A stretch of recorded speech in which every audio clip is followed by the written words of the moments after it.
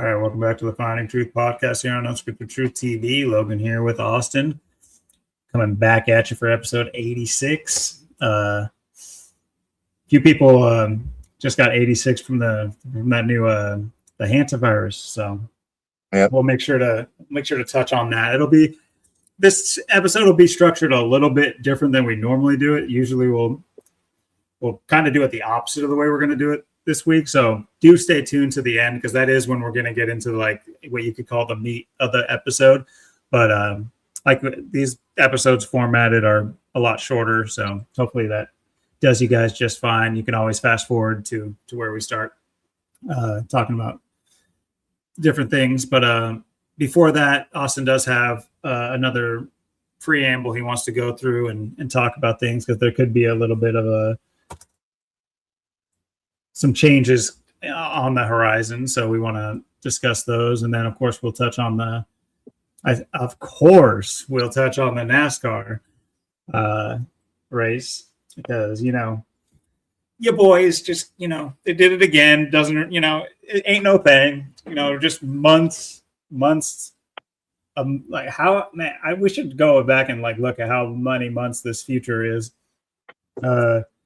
Because if you guys have been paying attention and listening to us, we've had this race circled for quite some time now. Austin's done like excellent work backdating this information to do with Chad Little and the 97. I mean, first of all, you guys got to understand too, we're not even in the NASCAR part. This is the beginning, but it's just so mind-blowing that we're here. And that we knew it was going to happen. We were 100%. We gave maybe like an alternate potentially, but there was no doubt in our heads that this is what was going to happen. And we talked about this, of course, last week. So I will pause on that till we get into the NASCAR portion. But there was a lot that went behind it, more than just this guy's on pole and he's the best road course driver. No, that's not the reason why he won, and we've been detailing why he won, and really a continuation of our efforts last year too, but paid off for this race for sure. And so we'll be talking about that. And then, like I mentioned earlier, we're going to be talking about the hantavirus, but we're also going to be talking about it actually plays into the hantavirus, but we're going to be talking about like self-driving cars, and especially we're going to be highlighting the new Tesla police fleets that have been going on across the nation, and give our takes on that. And wonder, obviously feel free to give us your takes on those. Maybe you guys live in a county where they have Tesla police cruisers and cyber trucks and stuff, and let us know what you think about that. But anyway, long preamble. That's my bad. Now it's your turn. What's going on, Austin? Absolutely. Very crazy, wild, up and down times we're in. Yeah, it's been kind of feels like I'm reliving last year a bit. Just like these 30s, these birthdays, everything just kind of changes around this time. It seems like my golden 2 years ago, and then last year is my birthday, and then sprained my back, and then I moved, and then I had classes, new job, and then the year just kind of sputtered out. I didn't know if I had a job and what was going on, and then looking for side work, side gigs, and it's just last year was really something. It was a tough year, a lot of things, a lot of injuries and health problems, things like that. But yeah, it kind of feels like I'm reliving that again the last 2 weeks. Life is just very up and down. It's very crazy. It's very hard to make predictions, to call things, to know what's coming next and how to maneuver and what's what. Right now, there is a lot up in the air, especially with me and this channel in the future. I really don't know. It's very hard to say anything really. I do plan on I do have to pick up some more work and some more hours and stuff. And I did find some, I have extra side jobs, side gigs, ways to make money, some cash and stuff to get by. And so it's a lot better than what I had last year. I have a lot of options this year and a lot more things to do and things to try. I did meet up with someone yesterday. I did some work. I did some painting for like 4 hours. I know she was telling me there's ways to possibly paint some stuff and make like $1,000 for a little thing, maybe in a day or something. So maybe that's going to be the new way of making money. Maybe that's going to take off. Maybe that's going to go somewhere, turn to something. Maybe it's not. Maybe I don't have time for that. Maybe there isn't enough time for that. Maybe that does happen. Maybe we're all going to be doing that. Maybe that's the new fad. I don't know. We'll see where it all goes, where it all leads. I know she's got me doing some other stuff too, not just painting, but I got other work to do and stuff as well. And plus I got other people to do side jobs, side gigs, and ways to make money and stuff around my job. And then to, not knowing if my job is, how job security, if it's really, going to be there or not, how long it's going to last. And kind of had that feeling a year ago when I got into it. And lately I've been going, I don't know. And then two, if things like the hantavirus are going to play into it, obviously this isn't where you want to be. So that also causes, problems for concern. And then, and we'll get into this more later in the show as well with all this and where what we think is all coming and going right now. But yeah, there's a lot of things. I know a lot of things in motion right now. I know I'm supposed to have classes too. I still haven't heard anything on that, so I don't know how legit that even is. Is there classes or not, or is that coming later? I know I had some videos to knock out this week. I knocked them out. They said completed, and they sent me an email saying, you did this, so you got that done. Okay, great, but is there more or something else? I don't know. There's more talks too we had this week about possibly actually doing Yuma or moving there again. I don't know. That seems to be growing week to week, day to day too. So I don't know if that actually will happen. These are my top two spots. It's either here or there or both, but that is a very well could be a possibility. It's possible I go down there with myself. It's possible I go down there with her and we split ways. We go to our own things. I mean, I don't know. It's very interesting right now where it's all going. My gut tells me things will look very different very soon and things aren't going to last. So it's just so hard to know in these times what exactly is coming and where things are going. Obviously, I had my investment and stuff too. We did decide to move on from that this week. I got my money, so it's all good. But things kind of got weird with that last Saturday, and then we kind of had to see where it was going and decide to just, step aside and move on from that. And so, really, it was just a shot in the dark. And well, it worked and it helped a lot of people out. I was just kind of too late of getting into it for me to really benefit from it, or like other people did where they're able to buy cars and really use the money. I didn't really have a chance to do anything with that. So, and I'm sure we will find something else, move on to something else down the line, or pick something else up, figure something else out. Because there is a lot of us and there are people doing a lot of things, but the thing is too, you can't have all your eggs in one basket no matter what you're doing. You can't just have a job or a business or making money off YouTube or side jobs, side gigs, side hustles, or investments or trading. You have to have eggs in all baskets, just like everything else. Like you got to have a little bit of cash in the bank, have cash on hand, have some gold, have some silver. If you have some Bitcoin or crypto, you have to be very diverse today. You have to have your hands all over the place, and that's and we'll kind of get into that later on too, because it's a lot bigger situation. People realize. We'll get into what I even think the hantavirus is and what's really going on. And I know some things that I was just thinking about and things that you said, they all align with that. And there's a lot to this, I believe, that's unfolding. I do think things are happening very fast. I do think all these things are connected, especially what just happened to my investment. Now, all of a sudden, with that, and then now we have hantavirus happening with that, with this. And it's just all these things are tied together. And like I said, I've been saying every week, there are no guarantees in life. Nothing's guaranteed. No one knows what's coming next, what to do next, what the next move is. It's very hard to say right now. Like I said, am I doing this a week from now? Is this my last episode?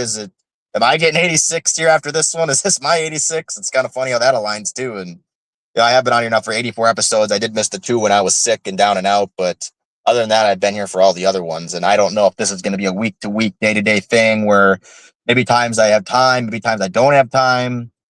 I don't know what's going to happen with the person I met yesterday. I don't know where things go from there. Maybe this turns into something where I do end up finding something that I make a lot of money and things go really well. And then maybe, like I said, we find another investment trading thing on top of it. And then maybe I have more time for the channel, if there is a channel at that point, or there is, or we're able to do more, or maybe it's too late by then. I don't know. It's very hard to say. And we'll get in, like I said, we'll get into a lot of this later too in the show, where things are going and the direction of things, because they're, like I've been saying, everything is kind of, it's going to collapse sooner or later. And a lot of times I just wish it would just collapse and get over with already. Just the crap we have to live through. It's just like, the longer this goes on, the more we have to play these games. And I know, like what Zach was saying today too, I did have to catch up on his live stream too. I've been very busy, but like what Zach was saying, how we're not winning, and that's right. I mean, if I was winning, if we were winning, this channel would be kicking some serious ass. We'd be kicking some serious ass. I wouldn't have to look for other side jobs, side gigs, ways to make money. I wouldn't have to go do other things. We'd all be doing well if we were winning. The thing is, we ain't winning, and it looks like it is just going to collapse sooner or later. And the longer it goes, the worse it's going to be. So it's like every day I get up, I just kind of wish it was the end. I just wish it would just kind of crash already. It's like, oh, great. It's another day of this, another day of things getting worse, or this not working out or whatever. But yeah, we're in a very, just a very interesting, weird time. And it's going to be a lot different around here. I can't tell you what's coming next. I mean, who knows? I kind of feel something could even happen this month yet, and I've just had a strong feeling, and it's building, and I don't know where all this is going. So one thing is for sure, though, is all this goes along and plays out, and things take their course of action. We'll just, like I said, it's just going to be moment to moment, day to day, week to week, see where things are at. Like I said, maybe I won't, maybe this is it, maybe not, maybe it's going to be off and on, maybe something else is going to happen soon. So there's just I mean, it's not like I'm sad or mad about it. It just is what it is. Just take it, move on. I'm not gonna be sad or mad about it. It's just the life in the world we're living, but time will tell. Yeah, absolutely. And yeah, it's tough too, because I think the preference would be for people to have a sense of community before all of this collapses, but it seems to me that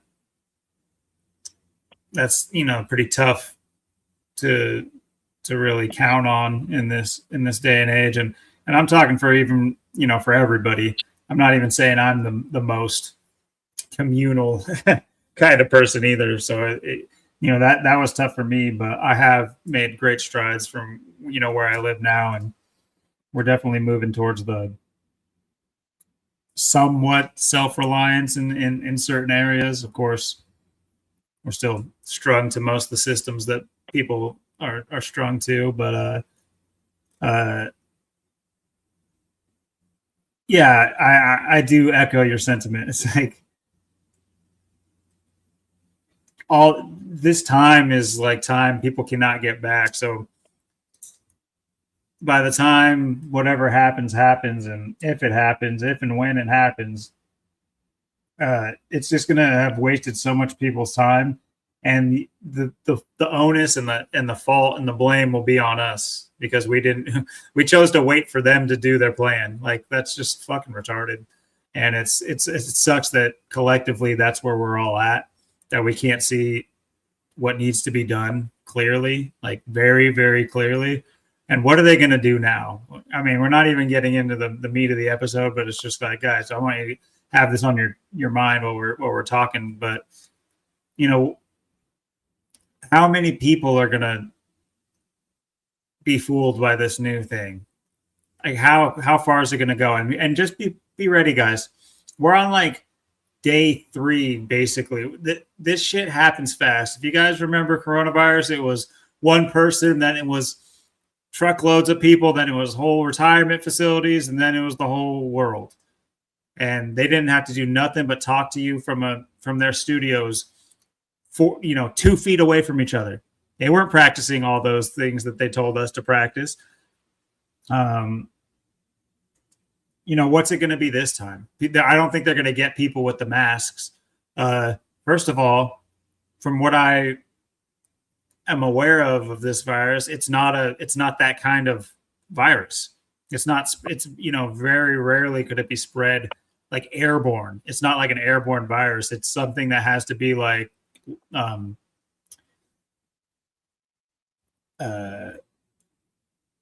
liquid to liquid contact. It has to like get into your bloodstream like rather quickly and like through a main orifice type of deal. So they're going to be really pushing preventative vaccinations, and watch out for schools. I'm already on high alert. My kid, of course, is he's on in online schooling, so I don't got to worry about that necessarily. But anybody with cousins or nephews and nieces and children in school, think of this right now. Think of a plan right now. Be proactive about it, because that day comes. You're not going to want to be pushed up against the wall when you have work and you have this and that and you have your bills and you have all the other daily stresses. They're going to throw that on you, and it's going to be caught in the tornado of everything else and hard to deal with. Start thinking about it now, because that's where we're going. You have some preparation because you know what they were able to do with coronavirus. So keep that in mind, because this time it's going to be a much more focused assault on us. And I'm interested to see how we react as a people. But I'd love to say I'm hopeful. But like even in my own small circle, which is not like my circle, but like the people that are in my radius around me, like at my job and everything like that, these are just as normie as you can get. They just think the next day bleeds into the next day, and nothing, it's just going to do that until they die. They're just walking around bumping into stuff, thinking that there's no purpose and there's no meaning. So I'm sure that, that's a millionfold the people, the amount of people with the same sentiment. But I'd love to be proven wrong. TikTok should be able to work its magic. If my sister's right, then TikTok has already educated millions of people to not fall for this next trick. So maybe when they start trying to roll out policy, we'll start seeing some more January 6th type action. Maybe then I'll be like, okay. Because that's what it's going to take. And it doesn't take them telling us anything to go do that either. It doesn't take that. They've already done it. They're already doing it. They're still doing it right now. Right now, that little poke in the back of your head, they're just waiting for you to turn around, and boom, right down the pipe it's going, because they're always ready to fuck you. And They're doing it right now, all of us. So absolutely. Yeah, well wishes for, not really well wishes, but that too. But I hope that you get gain some clarity within the next week or so and everything. Not just selfishly, of course, selfishly a little bit too, because I'm very interested to know. This has been something that's been very good for me personally. And I'll be a little bit candid here. Early last year or something like that. Martin, I'm so bad with dates, and it sounds terrible, but my next closest friend, my best friend at the time, he passed away. So basically, you're my only friend. That's just so stupid saying that, but I remember you told me about that. Yeah. So I'm very interested to see where all this goes and where it ends up taking you. I'm sure we'll still be in plenty of contact and everything like that, but and just so you guys know, whatever it does happen with Austin and where his life takes him, I'm sure he's not going to be like off the map completely, but I will do my darndest to keep this channel in some form or fashion doing something it should be doing. Obviously, something will change, but so far, for what we have been able to do, we have attracted some of the better minds and voices in Zach's community, and who knows where that could go. But I'll do my best, even solo. There's, this brain is chock full of things to talk about and things to yap about. And just be careful, because without somebody there to hold me back, I might just become a Yapatronic 5000. I might just never stop. So that's the only thing we got to worry about moving forward, getting me to stop talking. Yeah, absolutely. And no matter what happens, just like you said, I mean, I'm always going to be around. I mean, if I'm not on here, I'll be in the comments trying to keep up, and I'll be always watching these streams if it's just you or whoever. And then even if it's like, obviously I'd keep up with like King when I can, and Zach and stuff. So, yeah, it's not like I'd ever just fall off unless something happens to me, or you just never know. I mean, I like I said, I mean, I'm always going to be around unless I can't be around, or this ain't around, or I mean, who knows how much time we have this left with this too. I mean, this is all on its last legs. I know Zach was talking about that today too, and his stream and stuff. And there's a lot of truth in that. And that's kind of been the vibe lately. It's just been a very it's just kind of like, is it everything at the end? It just kind of feels like everything's kind of at the end, or we're just at this point where it's like, yeah, this is where the new beginning starts, or this is where it all just ends, or I don't know. It's just been a very strange time, and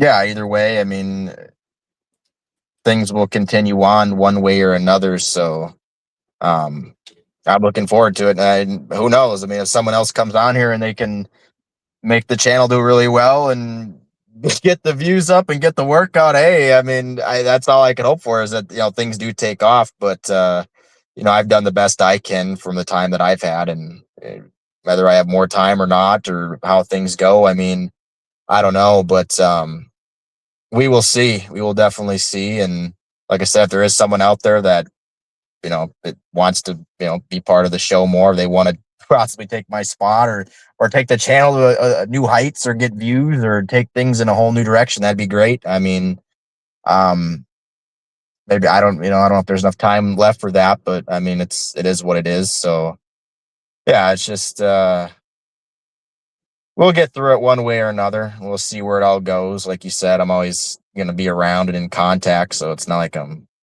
as long as we know things are like they are, at least somewhat now. I mean, again, who knows where we're going to be soon or next year. So right now, everything is just up in the air, the jump ball, and it's basically up for interpretation.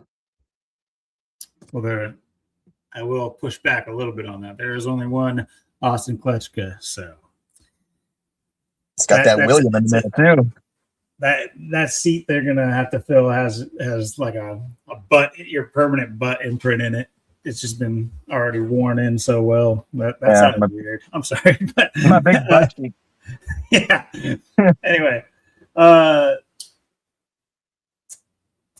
yeah, let's so yeah, like you said, perfect. I wasn't even gonna say anything about hitting us up if that is something you guys are interested, or if you're hearing this and it doesn't, permanent, semi-permanent, whatever, featured, it doesn't matter. It's kind of the same thing that we've been asking for with Austin here. That's really the same invitation that's still extended. We've never rescinded it.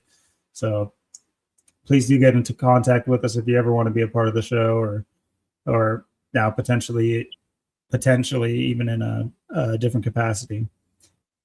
But with that being said, we do have a race to gloat about, and we've been known to go on and on, just boasting and boasting. So we might as well get started.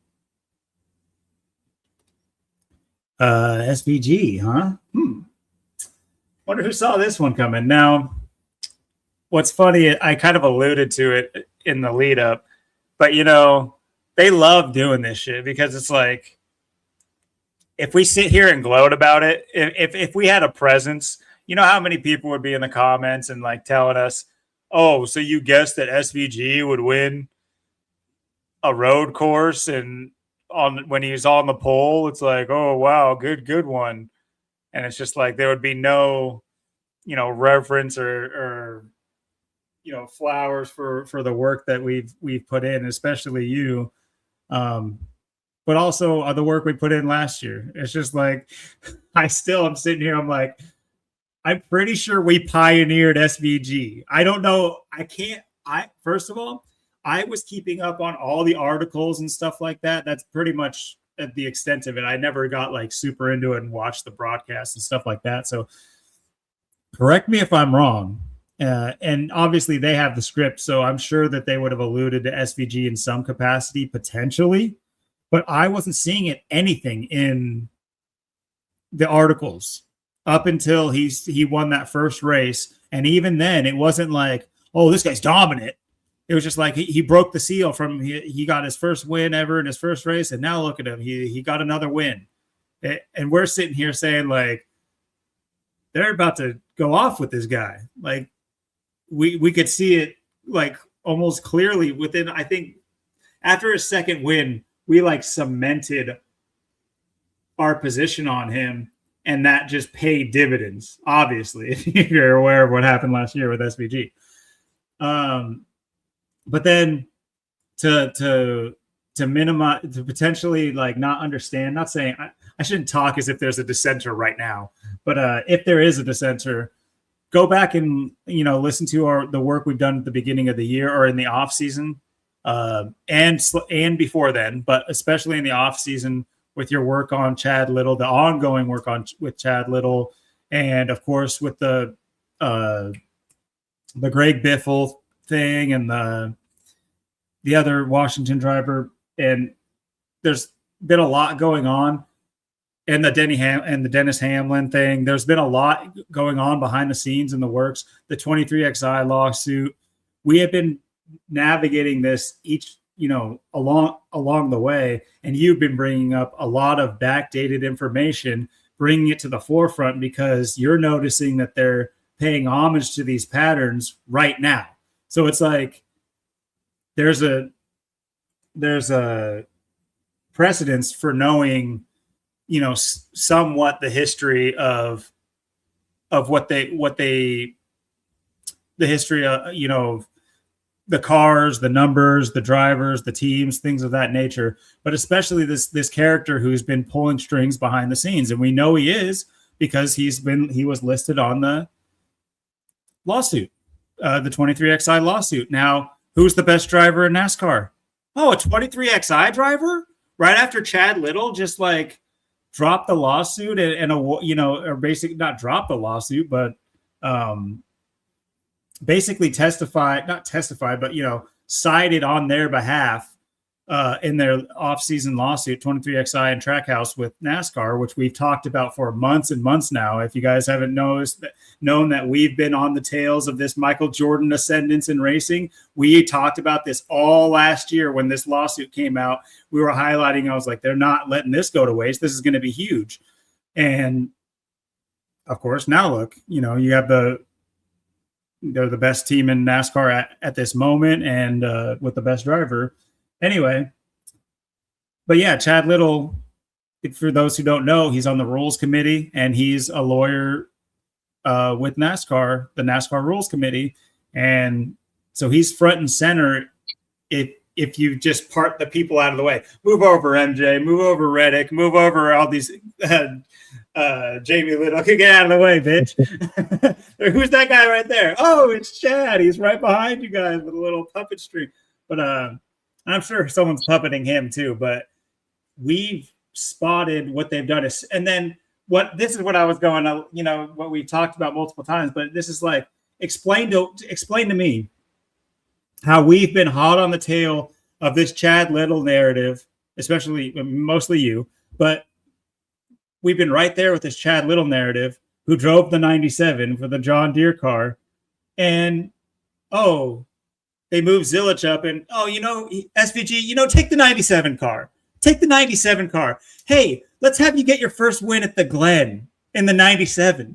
It's just like we've highlighted this all, and this is what this is really just like a braggadocious, succinct way of explaining to you where our thought process is coming from. But this is actually a lot of work, especially from Austin, put into, like I said, bring this backdated information, highlight it in the here and now we're like living it out. And we've been behind on the narrative. We have been so behind on this season's narrative. I say so behind. We've done pretty well. We've been really close on a few races, and we've called a couple. But still, I think it's safe to say that with how busy we've been, we have been kind of behind. Obviously, we nailed the 23XI Ascendants. I don't think, but either way, neither one of us, I think, thought it was going to be this way. And so that's what I'll say. It's not like we're sat here saying, oh, he's going to win 6 of the first 12, or potentially. We weren't making those kind of calls. We did see 23XI being a big deal this year, and obviously they are. But with this one, it does kind of like remind us that we're able to spy these, I guess you can call them rituals, but we're still able to identify these rituals before they happen. And in this instance, months and months before they happen, with one clear winner that we've been telling you guys about. So I had to make a boogeyman. I had to make a pretend dissenter, but for that pretend fucking dissenter, who gets the last laugh now?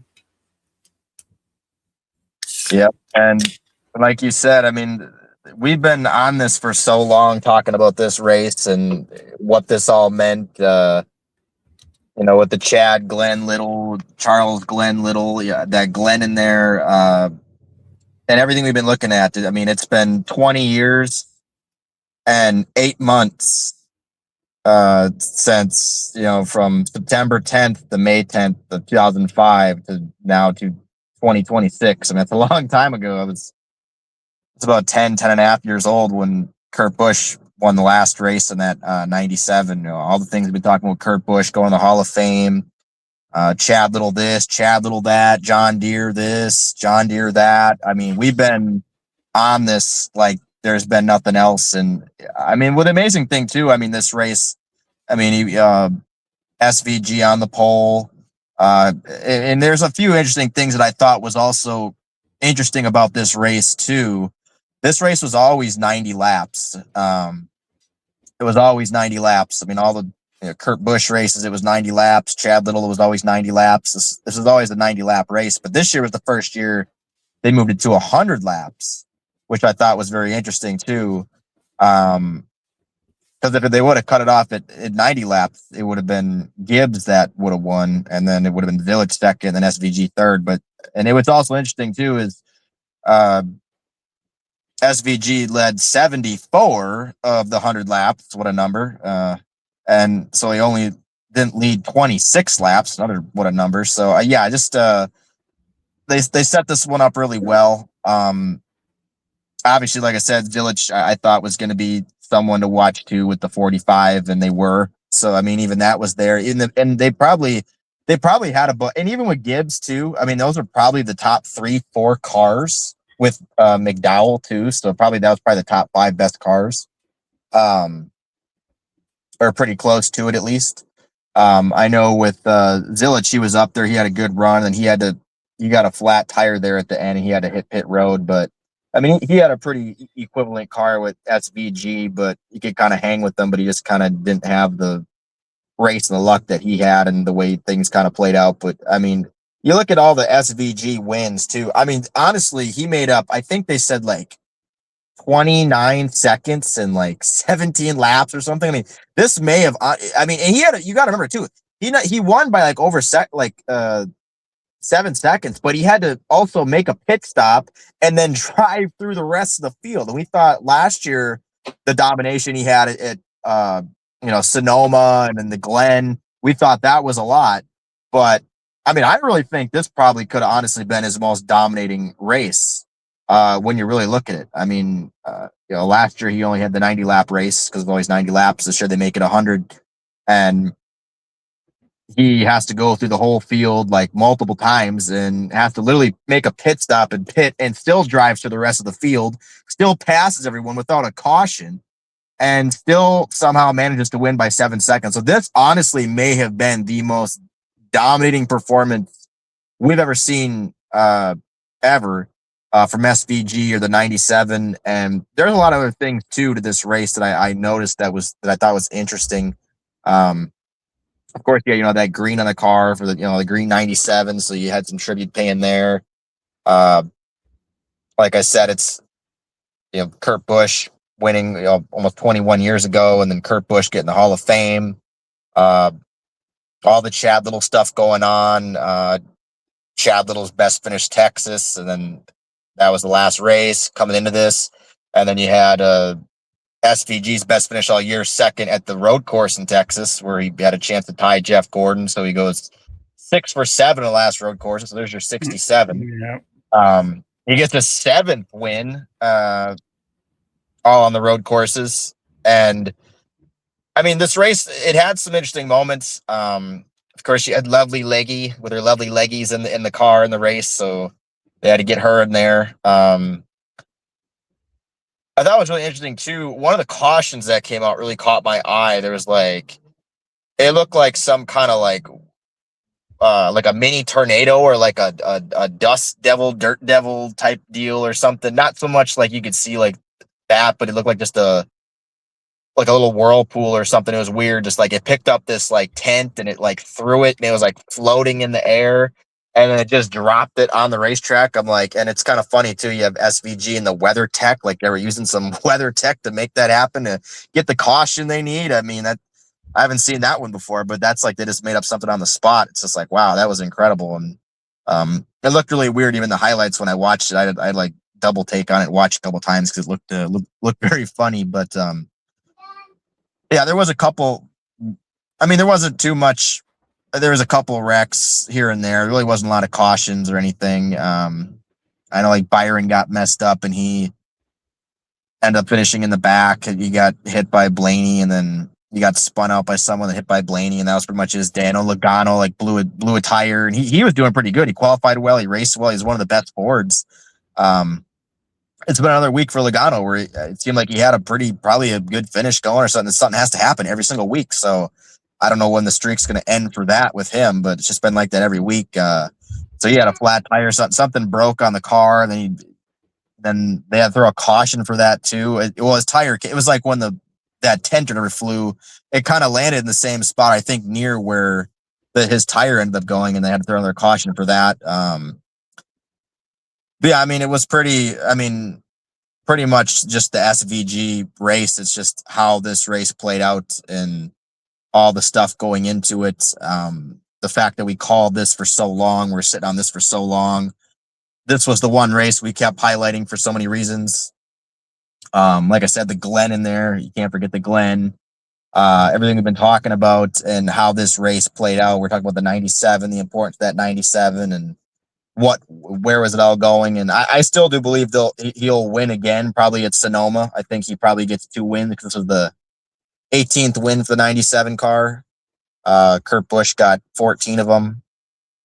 So this was win 18. So the next one will be 19, like COVID-19 and Seattle 19. So it's kind of interesting when that's going to be. I think they'll probably be this year. I think he at least wins twice. Just keep going with that thought. I'm sorry, buddy. I got to help my daughter out just 1 second. I'll be right back. Just keep going. My bad. Okay. Yeah, there's that tent incident or whatever that was that went flying. Yeah, really weird. Just like flying around, whatever that is, just like floating. And like one point, it like looked like it was just like stopped in the air, like it was like floating there, like that. It's just like, what is going on?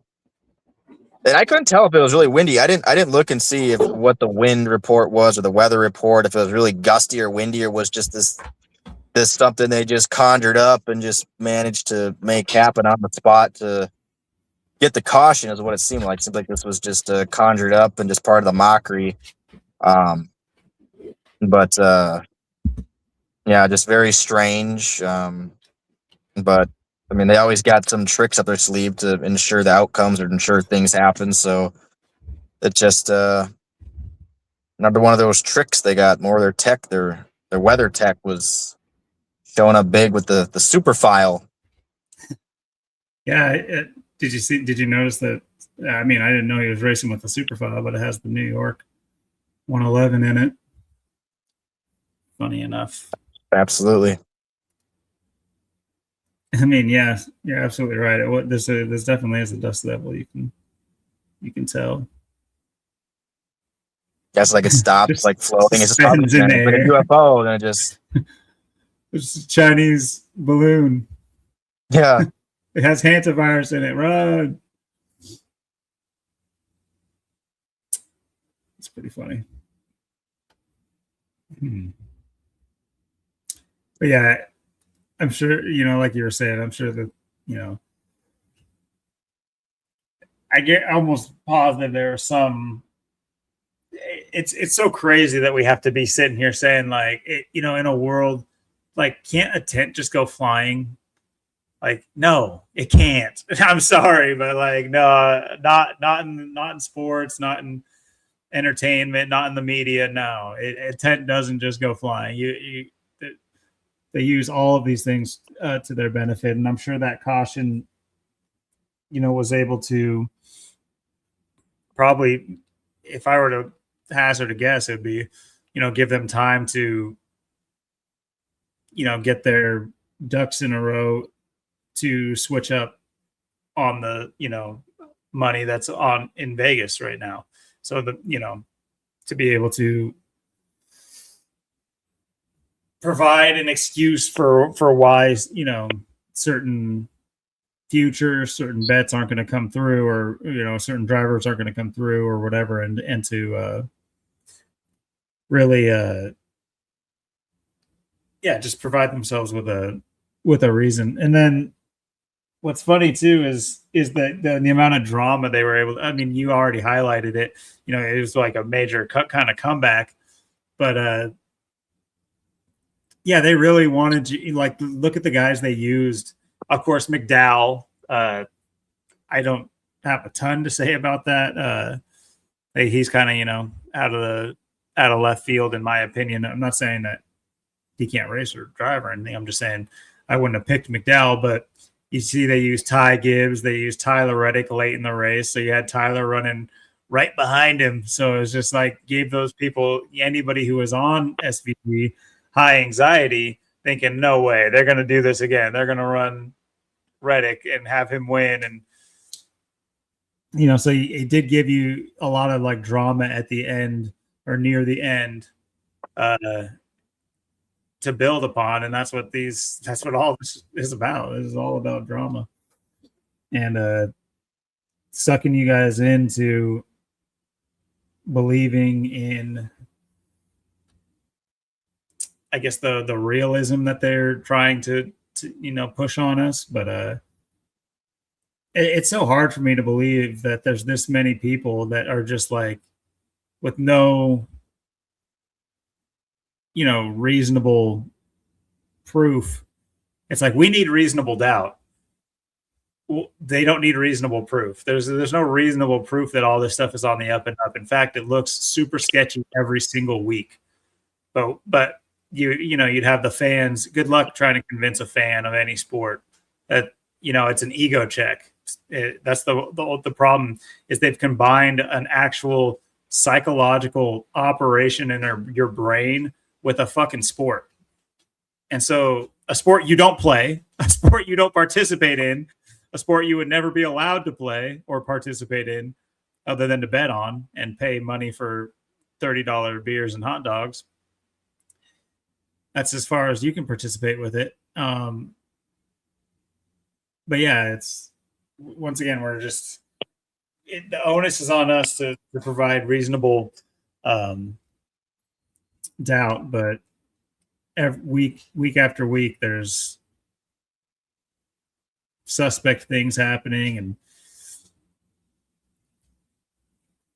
yeah, it's hard, like I said, to believe that there's that many people out there that can just suspend belief um, on these fucking stupid ass leagues. Like I said, I've been watching the highlights of basketball games, and I'm just baffled. It's the product is so trash. I don't really get it. I don't get it. What is the draw? Why do people care? What are they tied to their state or the logo? What is it? Because the product's garbage. So what is it? Is it the logo? I don't get it. Like, is it the attitudes of the players? Is it their stupid celebrations? What is it? Because it just looks like the worst version of anything I've ever seen related to basketball. And football is right there too, but basketball's so ridiculous. I can't even understand what the draw is. But there's an air of that in every single sport, and some are worse than others, obviously. But NASCAR's not without its flaws in that category, and the way they tried to build the drama up this week, I thought was quite funny. Did I pause? No, not really. Even when SVG was in like 7th and stuff like that, I was like, or 8th, I think. What's funny is he finished 8th in that. The O'Reilly race, yeah. And so when I saw it, I was like, he's 8th. I'm like, oh no, they're not going to do him like that. And I'm lying. I didn't think that. I just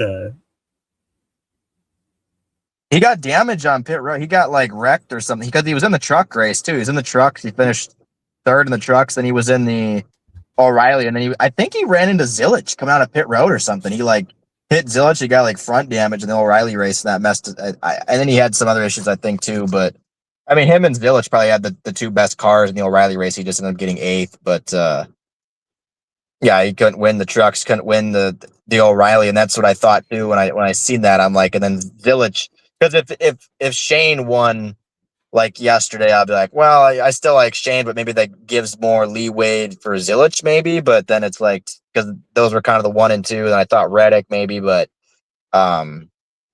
it made so much sense too, just with the Zilich win yesterday, and plus SVG being on the pole. Plus he was on the pole by like 4/10. So I mean, it's kind of everyone else was like running like he was running like a flat, and they're running like 4/10 behind. So I'm like, yeah, he's almost got half a second on him. Like, I can kind of see where this one's going. And then just the way he dominated last year at the Glen, just massively, just dominated Sonoma. And just literally, he literally made a pit stop, had to drive through the whole field, made up like 29 seconds in 17 laps, and still ends up winning by 7 seconds. So probably maybe the most dominant performance we've ever seen. Plus, like I said, he's gone 6 for 7 now on the last road courses, and his only time was the last one with the Reddick and the 3-peat for Reddick, which never was done before in history of NASCAR to start the season. 3 people or someone winning 3 races in a row. Never happened. This is the first time it ever happened. And then you take a look at SVG gets 2nd, so he's either finished 1st or 2nd, which is a better, because when Jeff Gordon had that issue at the Glen in 2000, he didn't. He got wrecked by Tony Stewart. Otherwise, he probably would have went on to win or finish 2nd anyways. But besides, because Stewart screwed him over, then he had some other issues, so he didn't end up getting that great of a finish. So, and the 7 races, yeah, Gordon does have the 6 wins in a row, but the 7 straight top 2s is kind of a little better at this point when you look at it that way. And then plus he's probably going to get, like I said, Sonoma as well. So he didn't beat Gordon's record, but he's still like way better than anything we've ever seen. Like he'll probably end up with an edge in the overall races. He just won't have beat his streak. Yeah. I see what you're saying. Yeah, that makes a lot of sense.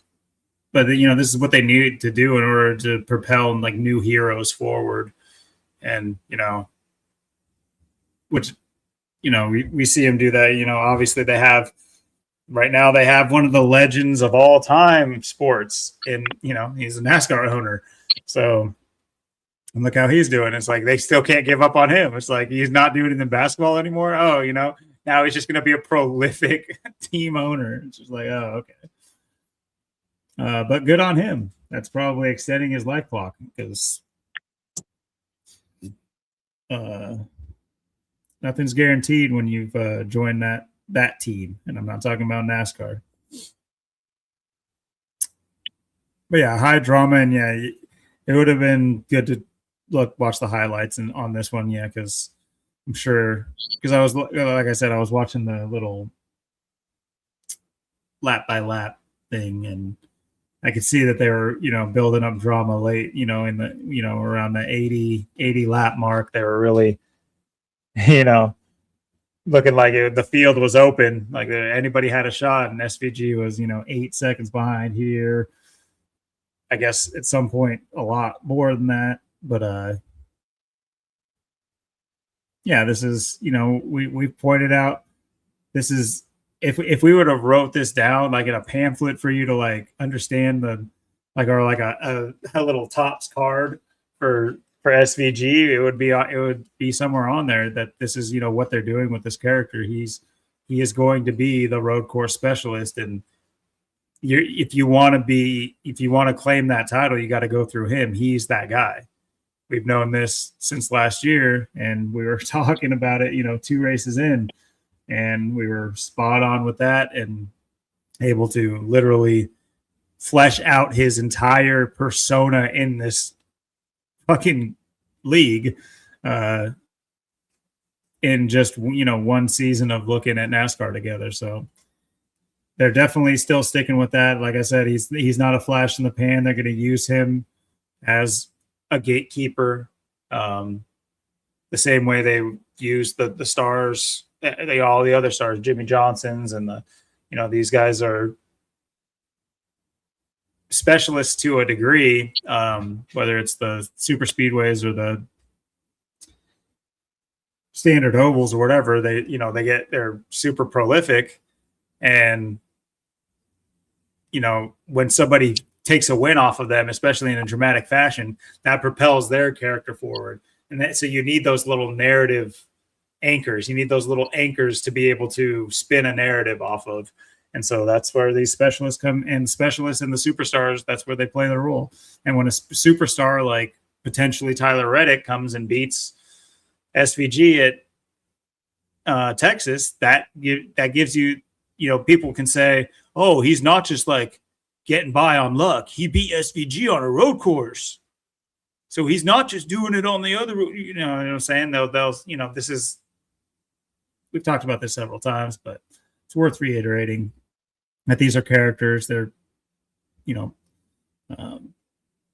personas that are, larger than life. And there's a way that they're able to narratively, propel these characters forward in our conscious and subconscious. And especially for the people who take in all the Sports Center talking heads and the Scott Van Pelt's SVG, got the SVP talking about you every night. So they're able to spin those like AI narratives into your head, and you'll be sitting there thinking, oh goddamn, man, these guys can really. Do you see him on lap 70 there? The way he had to maneuver. You tell me you can rig that? You can't rig this stuff. This is real racing, baby. Now, what gives me hope for the future is a guy like Illegal Smile, who you can tell is heavily invested into the sport, yet he's not willing to be a fucking retard. So he's like, you can only do so much, and there's a breaking point, and he's like, yeah, this shit is fucking rigged. It's like, you think he wants to think that this shit is rigged? You think he wants to know that this shit is rigged? No. He loves the sport, and the sport itself, going fast in the cars and dudes out there going fast. That's a sick fucking idea. I'm not sitting here hating on the concept of like racing. Racing is dope. It's one of the like craziest things that like dudes can do. And there's all sorts of versions of it. But even in NASCAR, even if you were to say that NASCAR is kind of like the tamest format, because, there's dirt bike, dry, racing and all those other kinds of things, but still it's sick. Like if you could go, on average 140 miles in a car constantly and just driving, that shit's sick if you could do it. I wish it was based on skill. That would be a whole different thing. we haven't. I don't know if we've seen it, and I'd love to think that back at the heyday that it was mostly based on skill. I'm not going to sit here and throw the whole thing out and say since inception it's been that way, but it is kind of hard to understand that like the inceptions of the race courses themselves are laced with the numbers that we were used to seeing and the people around them were used to seeing. But I guess the product was on the up and up, I guess. But it's hard for me to believe, but at the same time, there are levels to it. And just like in the 90s, basketball wasn't nearly as rigged, if you will. It was still, it definitely was rigged, but it's certainly wasn't blatant in your face every fucking night. This shit's stupid. These guys are winning by 30. That this team in the playoffs has 30 points at halftime and they're going to beat you by 20. Get the fuck out of here. What do you mean? You have 30 points. The second half, you score 19. You hold them to 30 in the first half, and you score 19 in the second half. That's a basketball game. That makes sense. So it's like that's the kind of shit they're able to get away with nowadays. So it's like this. And what really sickens me about it is the reason why it's so blatant is just like the same reason why they can put mannequins. They can have helicopters flying over with EMTs pushing mannequins and telling you it's a bloodbath. Yep. There's 40 dead. There's a bloodbath. They can have like this weird unidentified person walking through an empty school and then change their shoes and get like shot, I guess, with no proof, even though the guy has a body cam. There's no evidence that he actually shot the person. Like, the camera's not pointed toward the object or the target, and then they go to like look over the body and it doesn't like show you the body and it just shows you a different pair of shoes, and there was never a person in sight yet 4 are dead, and just like what the fuck are we talking about? But they show it. They show you the fucking fake footage and they just say, yeah, no, that's real. And we're just like, well, they said it.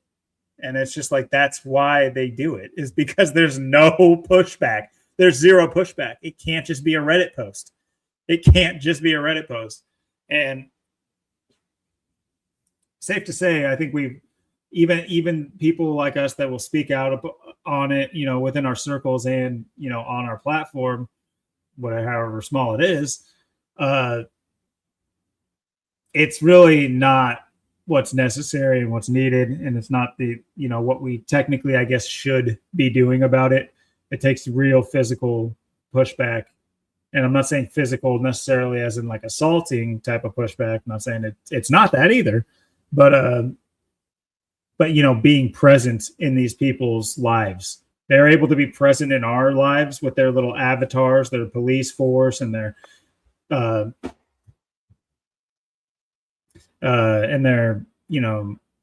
IRS and all these agencies that they have at their disposal. They should have to hear from us, right up close every once in a while, at the very least. So, but do they? No, they don't hear nothing. And that's the problem. That's why the products we get are so trash. That's why they're able to poison us and put it right on the label. And we're just be like, oh, I never heard of dexamethasone. Oh, that might be, that tastes kind of good.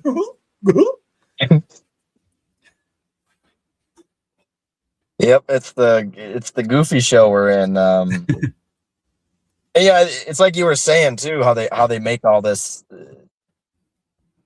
Well, people should be like, it's just like how they made, we were just saying, how you look at the third race of the year, you have 2 streaks line. You got, SVG could tie Jeff Gordon. And if he wins the Glen, he's going to have the new road course record for 7 in a row, but he's got to win this one to tie Jeff Gordon. You have a major, massive streak on the line. Then you have Tyler Reddick's streak of, well, no one's ever won 3 in a row before to start the year either. So, I mean, just the fact that you see that, it's like, hey, you know what this is, you know where this is going. It's you have 2 people. One of these 2 is gonna. I mean, look at how they finished 1-2 in the race too. I mean, literally 1-2. They're racing each other.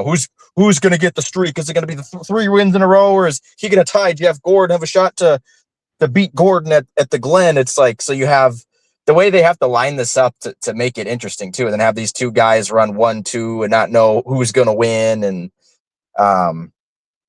and then finally give SVG the win and the 97 now and why it is now. And, it's just his birthday yesterday. And like I said, uh, September 10th, now it's May 10th, 2005, 2026. So you have all these things that are just perfectly placed, perfectly in line. How they connect these things and make it interesting to keep people coming back into every race. Yeah, and it's a great point. And it's like on Mother's Day too. Oh, that's a good point as well. Yeah, I didn't even think about that angle, honestly. But I wonder who he dedicated this race to. But yeah, you make a great point. Like, it's kind of reminiscent of last year, is it not? The whole, National Tennessee Day with William Byron. It's like, if you don't know, this is even more, to my point, this is even more like ridiculous. What are the fucking odds that someone's won the first 2 races of the year when SVG goes for this race? Like, what the odds that there is nothing up for grabs other than him winning 7 in a row is like 99%.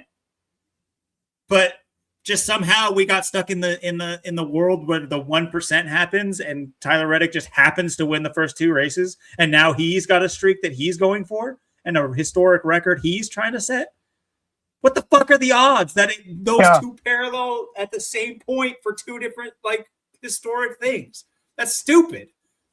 That's just what a waste. But it's not a waste because there's a million things they can do like that. The statisticians they have an endless supply of records to be broken and things to be celebrated and talked about. But yeah, you make that's an excellent point. That what the hell are the odds of that? That's just like ridiculous. That's like, and that's another one we had a future like you just said. It's not like it's. And it's not like it's. I mean, yeah, it's they draw you in with which streak's gonna come through, who's gonna get it, and then they have those 2 guys. But then it's also like, well, like you just said exactly. It's it really just shows you how bad your product is, because now someone's gonna go on and win the first 3 races in a row that's never happened to start the year, or you have someone going for 7 wins on a road course in a row. So it's like either way, it's not like these are like great things for your product. It shows your product is fake, rigged, scripted, controlled, set up. I mean, that's a good point. It's not like it's. I mean, it's interesting in a sense, but it also shows like how crappy it is in a sense. Like, could have guessed that, Yeah, that's funny. I wasn't even thinking about that. And I'm sitting here talking about how bad the product is. But yeah, that's a good point. And that does kind of highlight. Yeah, exactly what you were saying. I no need to echo it. That was perfectly said. Yeah, and like I said, very reminiscent of what they did, especially with what you said, how they finished 1-2 in the race, and you have Blaney just miss out on the cup title, or the chance to win the cup title, on losing second place, just basically the last lap.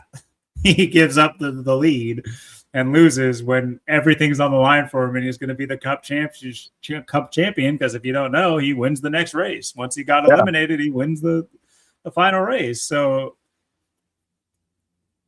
it's just, that was a really good point. I did not think of it like that, but yeah, that does, in a way, if you're paying more attention than just like background noise, that should definitely highlight that the product is hyper controlled and hyper consistent. You know what I mean?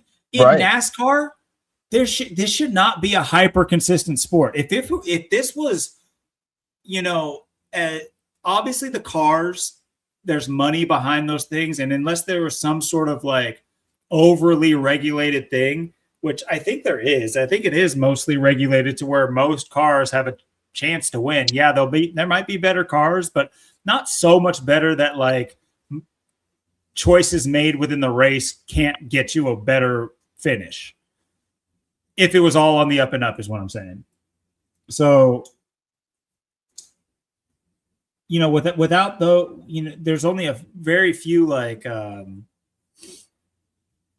environmental or procedural things that should dictate a team winning, 5 out of the first 10, or any of these like crazy things. Look at Jimmy Johnson, look at Jeff Gordon and everything. Obviously, these people are larger than life and they're built up to be these like incredible drivers. And I'm not even saying they're bad drivers and not nothing like that. I'm just saying the product at the end of the day, it's like we talked about this last year. I mean, look at the top of last year. You had 5 drivers with 4+ wins, and how many drivers never sniffed a top 5? It's just weird. It's like, how is that even? What are the odds on this? It's like, even if you're a good driver and everything, how you guys are all lined up, you guys are all going. If it's just one of those things. It's just one of those things that it doesn't really. I mean, even basketball doesn't make sense to me. Football doesn't make sense to me. In my opinion, you're getting paid that much, and all you got to go do is. I'm not saying it's not hard. It's incredibly physically taxing, but that's your job. For the other 6 days, you're training and all that stuff, but you're basically a god on earth. But for one day out of the year, you can't run as fast as the other guy. Like, wouldn't you how could you possibly stand that? You would force yourself to run faster than everyone. You would force yourself to be the best. You know what I was thinking the other day? This is kind of like a off topic. I don't know if I talked about this on the podcast or not, but you know how linebackers and defensive ends, they're always like fat. I'm not saying they're not incredibly strong. They're definitely incredibly strong. They would throw my ass.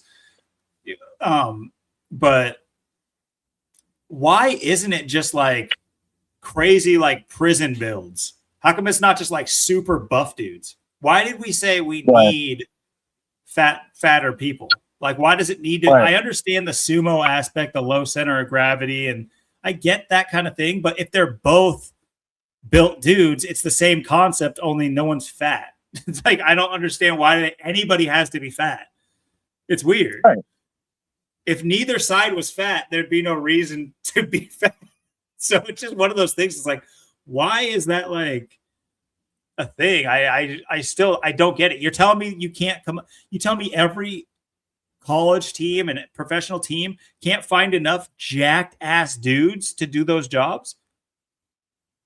Maybe it's an ego thing. Maybe the guys who are jacked like that would say, no, I'm a tight end or better.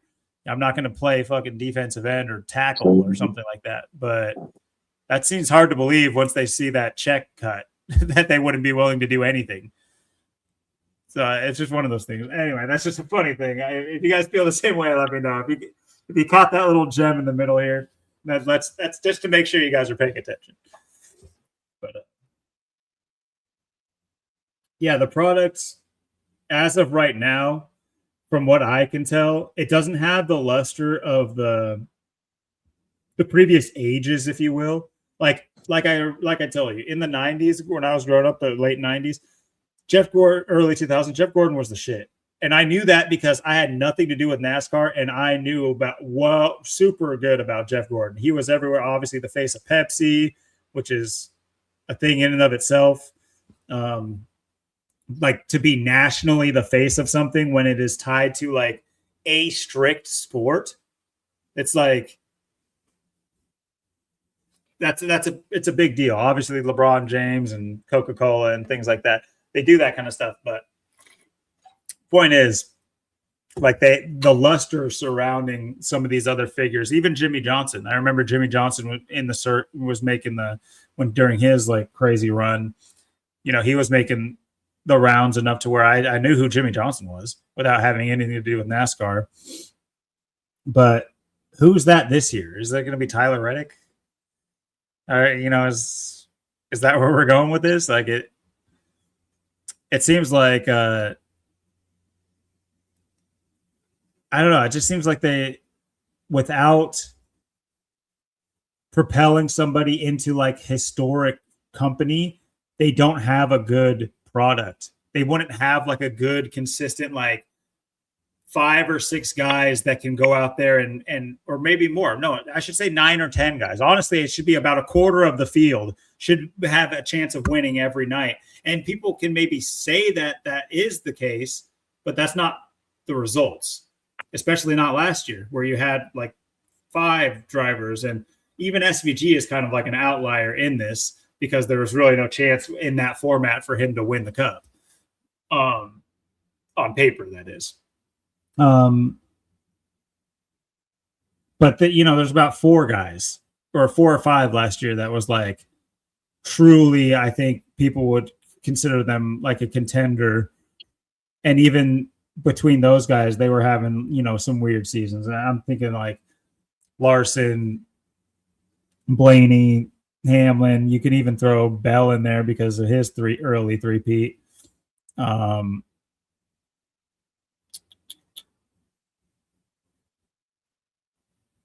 I'm drawing a blank on the other guy I was about to say. But yeah, it shouldn't be that hard to name 10. That's my point. It shouldn't be that hard to name 10 that are like truly holding up the league. But yeah, anyway, I don't personally see that. Obviously, you would think they would have a wide range of people winning. And who knows? Like, it's still early. By the end of this season, maybe we do have like, of course, when they change it from the win and in, you're going to have like 13, 14, 15 different race winners, probably more. That's probably a low ball. But, probably now they'll have like 20 different race winners this year, right after they change the format and be like, oh, that's convenient. But yeah, it doesn't seem, obviously not at this point, that trajectory is way off because the current trajectory is one guy winning, 12, 15 races, so, or more. So anyway, yeah, you made a really good points about the consistency is almost the issue, which is, it's kind of a shining its own light on how controlled and manipulated these races are to get the outcomes. Then again, for most people, I think they're just coping like they always do with everything in their life and in their sports. They'll just cope. Yeah, it's just the big copers. It's like you were saying too, with other things too, is like in like wrestling or football, like why do you have to have all these fat dudes and stuff? Why do you have to have all these people that don't even look like they belong? It's like big, big guts and all out of shape and stuff. And it's like you're making all that money. It's like, you can't give someone else you can't get someone better looking that's got a better physique, that's big and jacked, that's similar in height and weight, but just looks a lot better physique, whatever. But they're not fat or obese or big guts. It's just like you got these people in there because they're just big. They just take up space. They're over 300 pounds. Maybe they're 400, 500 pounds. Just big people. It's because they're big people that get to be put in there. It's like you got little guys that are in great shape, but they're just too small and they're too little to do anything. So it's like, well, yeah, they look good, but they're too small. So let's just have bigger, stronger dudes that are just fat and sloppy, and people are just going to watch that and not even realize they're being mocked and see the big joke that it's the same thing with all the sports. It's wrestling or NASCAR, and like you said, all the people, and that's why you have what you have. And like you were saying, how the Winston Cup era was so great, and compared to now, yeah, the cars look cool. The drivers actually had talent. You actually had to be good. You can't just run into people and run into stuff. You actually had to take care of your car, and the cars look cool. They race cool. The racing was better. Everything was so just nice back in the 90s, early 2000s. Like, it was just appealing. Like, it was fun. And, you look at it now, it's just, everything is just straight up garbage. Yep, absolutely. Yeah, you make a good point with the cars too, because I did own some. I used to play this like game where you like shoot cars into each other, and if you flip the other guy's car, you get to take it. But anyway, Some of the best cars I had were like the die-cast Hot Wheel NASCAR cars. I didn't know whose I had or anything like that, but they were sick. I definitely had like the Thunderbird or whatever, Firebird, Thunderbird, yeah, Thunderbird. Yeah. I had a couple Thunderbirds. I think those ones were really good because of their grill shape to get underneath of a car and flip them over. But yeah, those cars look sick, even just as the Hot Wheels versions. So, and like I said, I wasn't any kind of fan. So they did have a certain appeal and a luster that is definitely replaced with that plastic and that sterile feel that I think is sweeping the sports world. And it's just, are we all just going to idiocracy into the night and just eat our tubs of butter and watch this crap? Look at all the NBA jerseys now that before you know it, they're going to look like NBA jerseys are going to look like the NASCAR jumpers, just covered in freaking advertisements and things of that nature. It's just a weird place we're headed. I mean, just look, are you ready to go to Quicken Loans Arena? Are you ready to go to Capital One Arena? Are you ready to go to Wells Fargo Arena? These are the cool places, huh? I love going to Wells Fargo Arena. They don't fuck me at my credit card statement or anything. I want to go support their arena too. It's just like these fucking names on things. Crypto Arena. What the fuck? You can name it anything. Name it fucking like Mega Balls Facility. Just that you can name it like it whatever you want. Like, why would you name it like something that's like your brand if it wasn't this like sterile, do things by the book, everything is an advertisement, everything is a subconscious thing? It's like so fucking stupid. Even if it is real, I'm not saying it's not real. It is real. The subconscious manipulation, it's 100% real. They do that because we talked about this a million times. We're dealing with psychological fucking sycophants that can do nothing more than inch further and further and further into our fucking minds without us knowing, and that gives them their lets them get their what's left of their dick able to move. And all the while we just think that we're walking around in a world that, like, this is just how worlds go. If a world is like, this is just how worlds would go. Like, if you just stuck people into a world, this is what we would fucking do. Yeah, fucking right. Yeah, fucking right. Who the fuck wants to be doing anything that we're doing? 90% of everybody's day is bullshit. 90% of almost every single person's day, 90% of everyone's day of 90% of the fucking people is bullshit. It's just doing bullshit things that have no impact on society, especially not in a good way. It's either neutral, I wouldn't even say neutral. It's a net negative. Almost every single thing, 90% of what we do is net negative, either to us or to those around us or to the future. And that's what we think that we're supposed to be fucking doing. This is what we do here, guys. We get existential. We're talking about NASCAR 1 minute, and now I'm like, now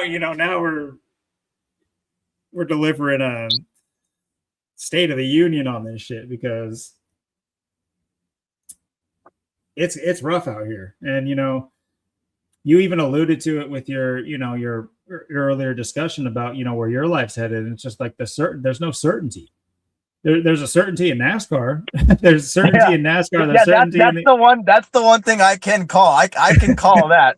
I can call that, make predictions there. I can make predictions and be right on with that. Yeah, I wish I could have my life. It's like everybody goes, oh, everything's people will say whatever you're doing, like I always say, it's a pyramid scheme or a Ponzi scheme. Well, this world, this economy, what we're doing, this ain't a pyramid scheme. It's not a Ponzi scheme.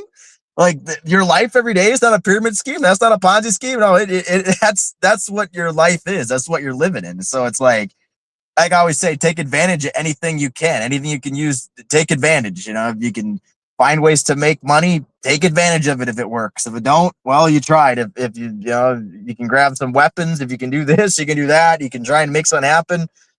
Try and make it happen. That's all you can do, because we're just caught in this stupid.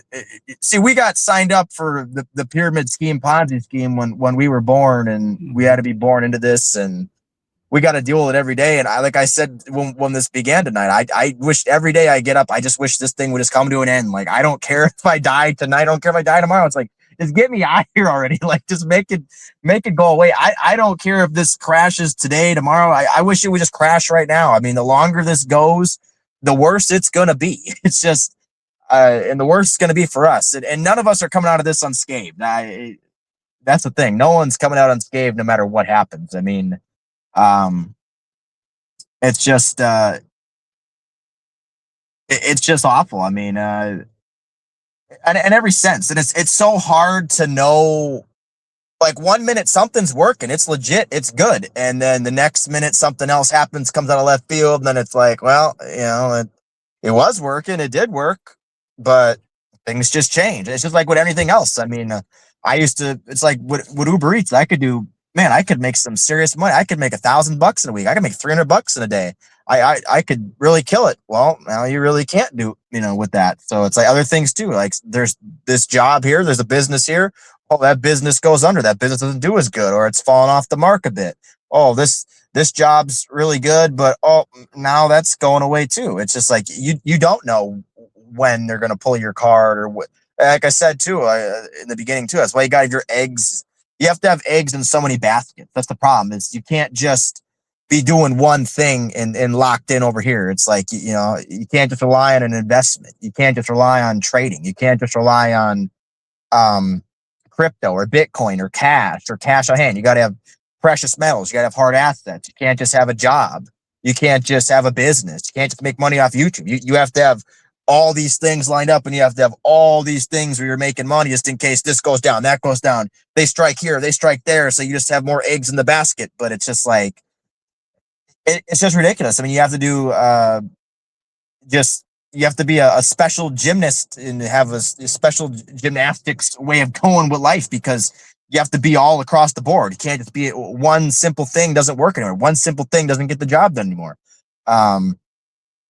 It's like you went over. It's like, okay, well, you were making $200, a year ago. Okay, well, now you're gonna have to double that. Now you got to make 400 because of inflation. Everything else costs more, and it's going to be costing very more pretty soon. You don't know when this is going to happen, so yeah, you might have to find even something more than that. So it's like you have to always keep changing. You have to always keep adjusting. You have to always keep maneuvering in this world. You can never just sit back and do nothing. You always have to have backup plans and other game plans and backups to your other game plans and backups to your backups and game plans and then game plans. It's just got to be so ridiculous what they have to make everything. And then you have to worry what they're going to do next and what they're going to pull next, and just watching things change. I mean, it's just crazy just how fast things change in a day, a week, a month, a year, and then other people not even like caring or like pointing it out. Like I'll be sitting here going, man, that's just nuts that happened in a year or in a week or in a month or a day. And other people, they don't even catch on. They don't even think anything of it. A lot of people they want to think like everything's just, I don't know. It's like you almost have too many people that are just, I mean, yeah, they're delusional, but it's like, I don't know. It's just weird. It's like I'm a very spiritual person, but it's like you have people that are just they're and I believe in a God or creator or gods or creators or whatever's going on. But it's like you got people. It's like they're too spiritual. It's like they're too about God. That it's like, man, are we really seeing the same thing here? I mean, it's just like you talk to other YouTube channels, and it's just like, well, I don't believe in the Illuminati and the Freemasons and the Jesuits and the Rothschilds, and I believe in Jesus. It's like, I don't believe in gematria either, but I believe in Jesus. It's just like, what? I mean, what? It's just, I mean, it's like, and it's like, this is something you'll listen to this person, you might like this person, but then it's like, or you'll share something in the comments about the Jesuits and gematria and all this stuff, and it's like it doesn't even get, and this person gets thousands of views, and your comment won't even get any likes. No one will look into it. nothing. And it's like, man, I didn't even tell you you're wrong. This was a great comment right here. Like when I left, I just gave you 100% facts. I just told you everything that literally to look into. I gave you knowledge. I gave you stuff to just take a glance at, like, and just nothing.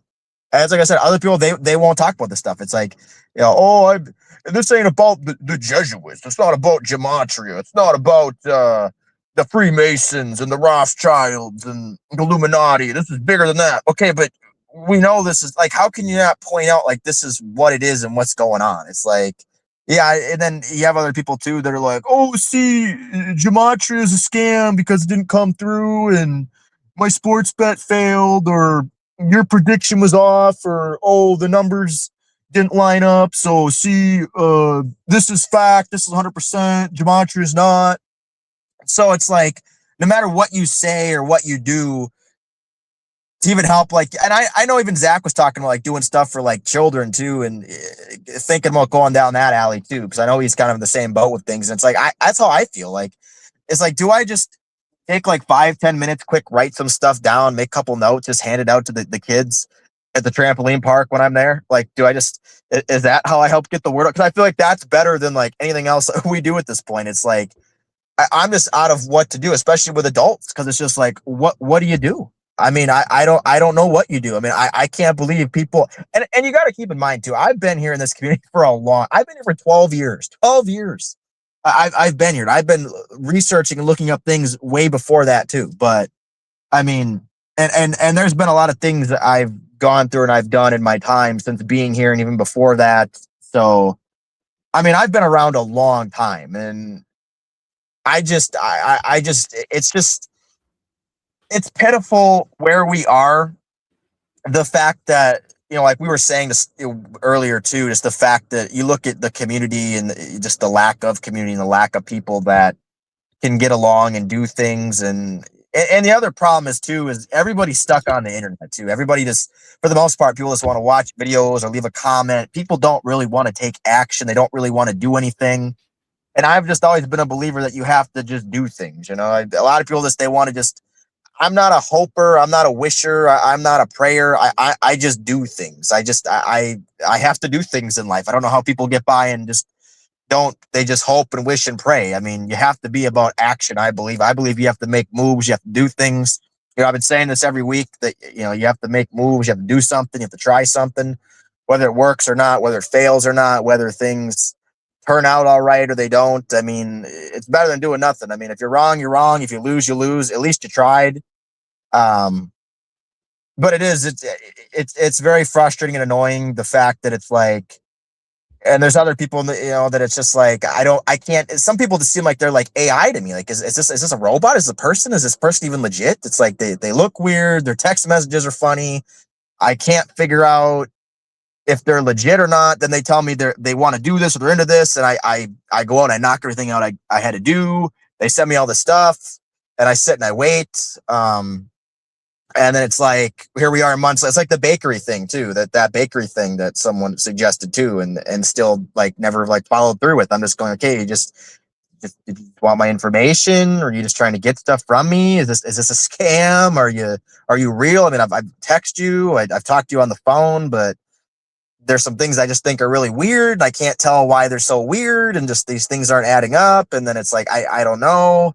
And then you're not following through with anything you're saying, but you're so it's just, it's just so hard to, it's like no one's serious too. It's just like, it's so hard to fight, especially like I always say, like most men just don't even seem serious. Like, it's like, if I have to do something or find something, it's like, it's always like women or something. It's just like, I'm just going, where is everybody? What is going on? Like, I just don't get it. Like, we are just in this unbelievable time right now. And it's like, and you just can't fix nothing. I mean, everybody's just so messed up, whether it's mentally, emotionally, physically. They don't have the digital numbers on a screen to do enough stuff in life and then it's like I said, just to have community or have someone else do something or come together, work together.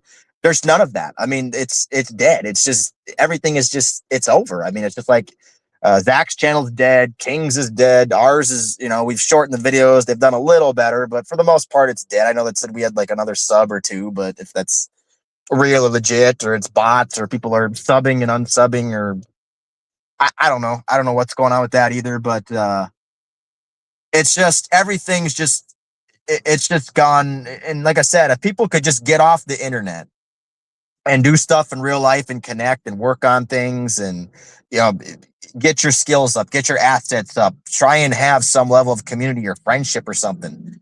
Um, you just everything's just dead. I mean, you don't have that. You can't find that. It's just we're all on our own. We're all just having to do our own thing. And if you try and work people, it just doesn't work out, or people don't follow through, or it's just we're just stuck between a rock and a hard place. And it is what it is at this point.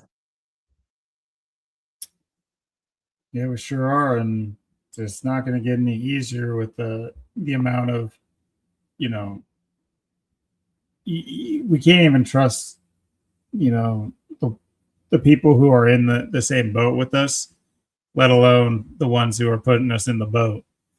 And you know, nowadays too, with the whole surveillance state that we're basically living through, but you know, there's I guess you could say the early stages still, because everything gets worse and worse and worse.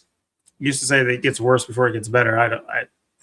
I fail to see the part where it gets better without drastic measures, but I was made aware of this just by watching a mechanic video. This guy was doing some mechanic works, and he like pokes up because like somebody's getting pulled over, and he remarks as like, man, they make Teslas, police Teslas now. And so I was like, what? And so I do a little bit of digging into it, and there's several counties and municipalities and whatever sheriff's offices and stuff that have switched over to their fleet being Teslas. Even the Cyber Truckaroonie. Let's see if I can find one.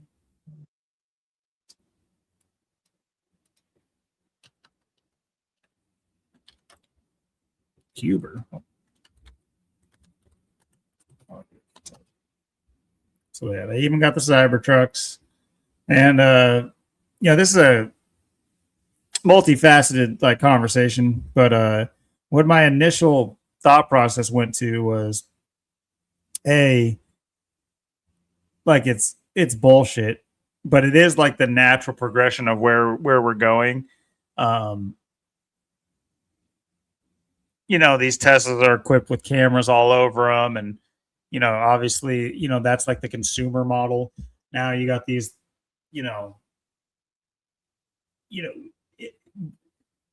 when you see like a stater pulling over somebody on the highway, it's like pretty common knowledge that it's like, good luck, buddy. You're getting a ticket. Like if a stater pulls you over, more than likely, these guys are the quota guys. From what I've been made privy to, these guys fulfill the quotas for the department. And so if they're pulling you over, it's pretty much, there's something. You're getting some, there's some sort of fine being assessed. That's what I'm assuming that these are going to be. So it's, if you're getting pulled over by the Teslas, well, their quota now involves $150,000 per 2 Teslas to be outfitted to be police Teslas.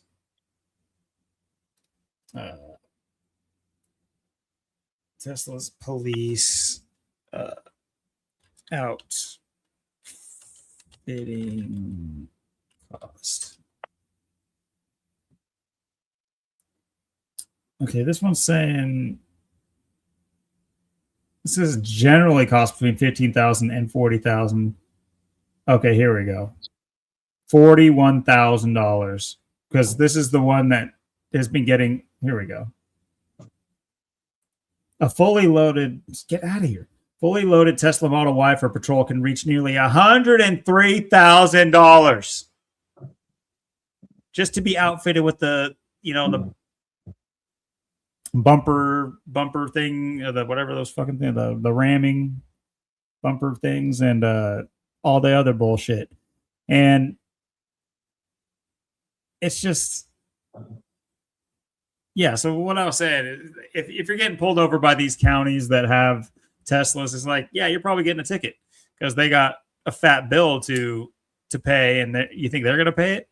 We're already paying it with our taxes, but no, they're going to get that extra. They're going to get they're going to get it doubled up and make us pay, the upfront cost and the back end costs. And but even more so, you brought up a spectacular point because we got you mentioned the hantavirus, Yep. and it's so funny because you have anecdotal evidence. You've put this out there on the channel about your time with doing Uber during coronavirus and what this could mean moving forward. You're now having we all know where they're going with the trucking industry. That I think Volvo is one of the biggest ones, but what's that other brand that has like they're not even making trucks to be driven by humans anymore? Fuck. I'll have to look it up, but they're going that way. And in fact, I've talked to you guys about how my mother-in-law, she does the books for a shipping company, car parts manufacturing shipping company. And so she's had, she sees the personal information that goes into this and what they're doing with the drivers nowadays and what they're doing with phasing out things like rail shipping and things of that nature for what's obviously going to be this next phase of driverless shipping. And yeah, like I was saying, you bring up a great point, and I'll just have you walk us through it. Where's the connect between these Tesla police outfits and this new bullshit pandemic potential? Yeah, absolutely. And it's interesting because I was just thinking this before we talked about this tonight, before you brought this up, what I was thinking with what my job, what they told me a year ago in class, when I take classes, the teacher instructor was saying that next year it's going to be like, I know he brought up like Elon Musk and Tesla or whoever is going to be having these vehicles drive people around. So like for either caretaking people that need care, people that don't have a way to get around, or just to get people around in general, that's going to start happening. He said, and they were going to start, I don't know if it's January or it's April, or he said 2027, that is going to be happening and taking off. And this was a year ago. So this was 2 years out. Now we're halfway or less than halfway there to this actually happening, coming out, where these things are driving around, driving people around and stuff. So when they brought this up to me in class, then you brought this up to me too. These things seem like they're merging together from both reports of this and then what I heard a year ago and where things are supposedly going to be in a year or less, and how fast things happen, how fast things change.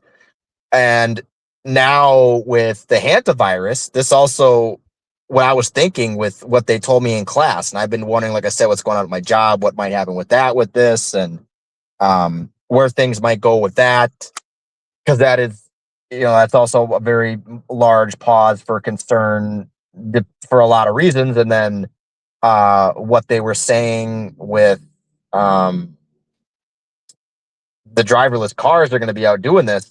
It makes a lot of sense with something like the hantavirus, because if you have vehicles driving people around, you don't have a driver, you don't have anyone else in the car, so people can be by themselves. So it does create social isolation. They don't have to worry about someone else being in the car. Same thing with the police. You don't have to have a policeman in the car.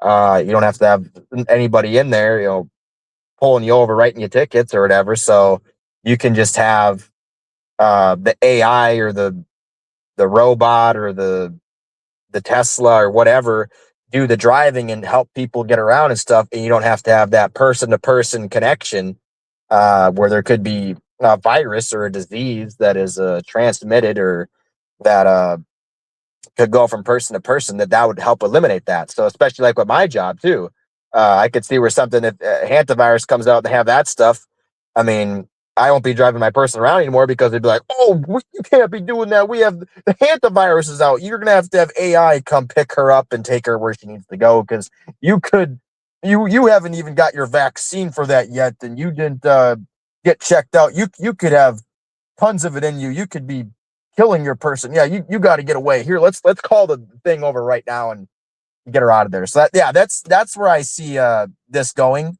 Again, I think too, with again these Tesla cop cars and these whatever, these Tesla driverless vehicles driving people around and stuff, it works perfect for the hantavirus, because you won't have to worry about that issue. It's like with Uber Eats, oh, you don't want to wear a mask, you don't like that, okay, perfect. Well, you don't have to wear a mask or anything because you're going to be by yourself, and it's just going to be this person or this thing driving you around. You don't have to deal with nobody. It's going to be this AI or this, whatever. Oh, you don't want to take your vaccines? Okay, well, you can't go by no one. You have to be over here. So I can see where this plays in perfectly. This plays in absolutely perfectly, with all of this, and it gives them lots of leverage and it gives them lots of ideas and lots of options uh, to how they want to play this and where they want to go with this. And two, as well, because we all know COVID, and again too, I'll say this as well.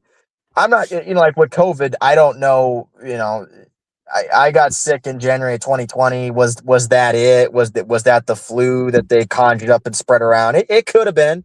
It could have been. But what they were saying was COVID, and what COVID was, we all know that's all false and isn't true. But just being maybe a little more bigger of a strain of just the regular flu. But same thing with this. I'm not saying that they haven't conjured something up and it is actually spreading, going around, or it will be, or it could take off. And maybe I do get sick and start puking my guts up or something, even though I haven't puked in like a decade or more. But maybe I get sick and I mean, just like this year, I mean, not that I was super sick. It's just how long I was sick was the ridiculous part. Like how long I was sick for, like 2 months, and then it's like I was good for like a month, and then I got sick like again for like another month. It's just like I've never seen anything like it. Like usually I'm sick for like a couple weeks, I get better. It's like not with this. This was like, no, you're just gonna be down and out, and you're gonna be down and out for forever. You're never getting up. It's like, so is that kind of what this was, or was that like a test run? Maybe that was a precursor or something. I don't know. Maybe that's what this was, and now it's coming around again. I don't know what's going on. I don't be surprised if I do get sick with something eventually, and it's supposedly this, or it's going to be that, whatever. But with all of this too, it's where all this is going. I don't, obviously this is just like, because we all know COVID really wasn't about no disease or virus. It was an excuse for them to do all the things that they did. Um, and have the with the lockdowns, then George Floyd riots and that kicking off, and then all the crap they put us through from Washington to Wyoming, where everything was on fire and you couldn't even go outside, you couldn't breathe, you couldn't the sky was orange, it was red, there was fire coming down, ash. I mean, it was burning your body, your eyes. You had to wear sunglasses because it was so bad, and you couldn't breathe because the smoke was so bad. It's like that was, COVID was an excuse for all that, for them to pull all that, the riots and the BLM and all the crap and all the lockdowns and everything else, because they had so many things they did at that time. There's so much going on. But you have to look at it now too, because now we are 6 years later in this, and the damage is, before 2020, things were obviously, still very bad, but nothing like they are today. And from what 2020 did, so now you have all the damage that's been done from 2020, plus so you have all the people that have had to suffer and go through everything and what they've done to society. So you've already weakened people in every way. Now you have to deal with this. And this is also, it's just like COVID was a cover up for the inflation. All people want all the inflation, all that stuff, and destroying the economy. And then what was the scapegoat? It was COVID with everything, which is COVID. Someone gets shot in the head and you see it. That's COVID. Everything is COVID. So Someone gets stabbed in the neck. It was COVID. Yeah, everything was COVID. That's what this is. This could potentially turn into something like that, but this is going to be a larger scapegoat for larger reasons because now, um, it's like all the alarms are going off right now because everyone's saying everything's going to collapse, things are going to collapse, or on the verge of collapse. Yeah, it's absolutely true. But now you have this narrative to help cover things up with. I mean, you have so many things going on right now, dude. You have this fake war, you got this, fake that, fake assassination that we just had 2 weeks ago, and then like last week you had whatever the war, and now you've had it every day, every week, every month. It's just more. It's just something new, and now you have all these things happening right now, and it's all converging. So, however they want it, this gives them more flexibility with all of this too, because now you have scapegoats, you have places and things to blame, you have things that you can do. You can say, oh, because of hantavirus, and then something happens and say, oh, yeah, hantavirus and all this. But I don't think this will go, they won't pull the same exact thing that they did with COVID. This will look different, but this is going to be much more worse and impactful because you got to remember that, like I just said, the damage has already been done from what they did 6 years ago. But we're dealing with the after effects now with the economy, the inflation, everything, how they ruined all of our lives with their crap. And now they're crapping on us again with this. And now this is a cover up and a distraction for other things going on. So this gives them room to point fingers, room to merge different ideas, room to kind of pivot on a point so they can, depending on where things go, they can say, oh, it's this, or it's that. Oh, but look at this, and oh, but look at that. And then they can combine ideas. They can transfer things more easy. They have a lot of firepower now. They have a lot of weapons and ammo to play with. They can, especially with this, because like I know Zach's been saying how he feels it's going to probably take off towards around the fall time in the winter. I definitely could see that happening. And maybe it will take off maybe this summer. And like he said, how it's, you have 6 weeks to 2 months where it's like supposedly in you and stuff. And, but like I said, it won't go exactly what we've seen with COVID in 2020, but this is going to be something new and different, but it's also going to be a lot more worse and severe because of everything else they're going to do and what's going to be going on. That's going to be just that much worse because of where we are and what they're doing and where we've come since that time. I mean, COVID was the beginning of the end. Now we're at the end of this, or the end of the end, if you will. So now this will be either people go back and say, when all this is said and done, they'll say, oh yeah, COVID, but hantavirus, man. COVID was, wow, that was really something. But hantavirus, and then combined with what that did and what that connected to and all the other events going on, that was the nail in the coffin. And I think that's when we're and like I said, it could be something where they play this up and they do other. Who knows where we're going to be the rest of this month and the rest of this summer. But I do believe we get to the winter. And I always say, like, the fall, the winter, I always think that's when they're going to do something, or because that's the hardest time of year. That's when everyone's always sick. I know last year, or the start of this calendar year, I just couldn't do anything. I was just sick constantly. So they definitely have everything they need to play this. It's just how they go about it and what they incorporate with this. And maybe they actually will conjure up something more severe where people are getting more sick or getting killed. Like I said, it's hard to say what they exactly plan to do here, and this is going to be a distraction, no doubt about it. People are going to be thinking Hanta, and then all these other things are going to be going on, and either they're going to be labeling deaths as Hanta, or they're going to say, oh, because of Hanta, or because of the war, or because of the economy, because of the inflation, because of gas prices. This is all going to play together as one. This is just another staple in this, I believe.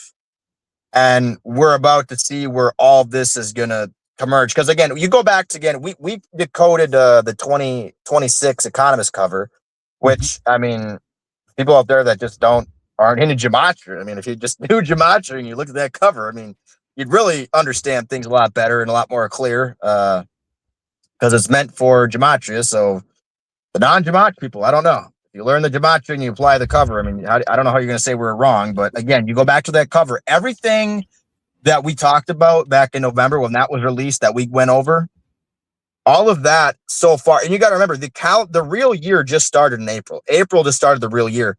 We've already seen it all. I mean, they've already basically done it all so far with the start of this the start of the real year, from the calendar year to now.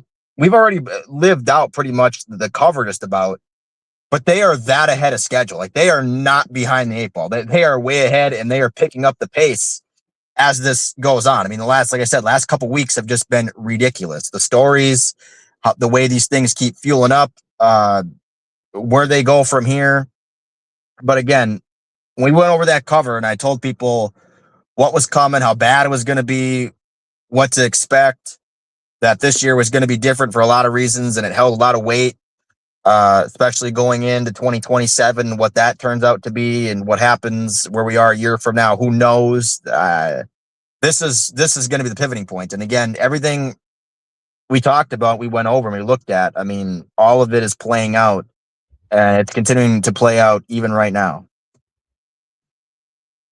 Yeah, you make a great point, especially bringing up this cover, because, you know, for anyone who doesn't see it, it's like, yeah, you gotta, oh no, it's a soccer ball, guys. It's you can even see the outline of the soccer ball. It's like, And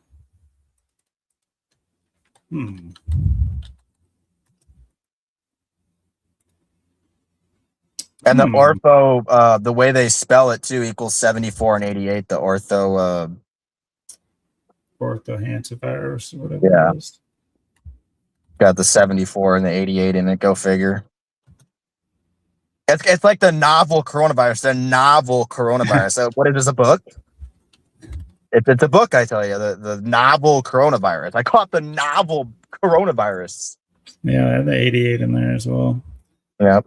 And so, of course, coming under Trump, as the last one did as well, and yep, greatest president we've ever had, just ushering in these pandemics by the numbers.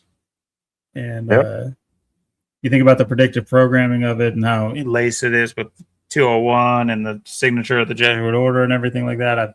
I've gone over this, that the event 201, the simulation, of course, at the table, it was very jarring for me. But you know, the rep for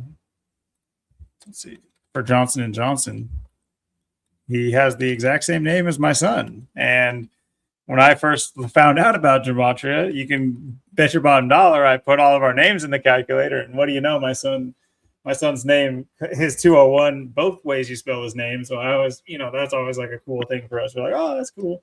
But then, you know, imagine my surprise when the guy with the same name as my son is at the table at the event 201 meeting for Johnson and Johnson. And now what was Johnson and Johnson's role in you know, once 2020 came around? No, they didn't do nothing. They didn't make out like bandits like Moderna and all these other ones. Let's see. Oops.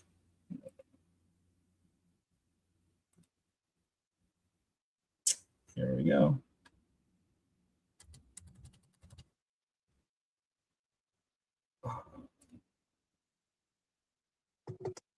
Can I not slide that over? Why can't I slide that over?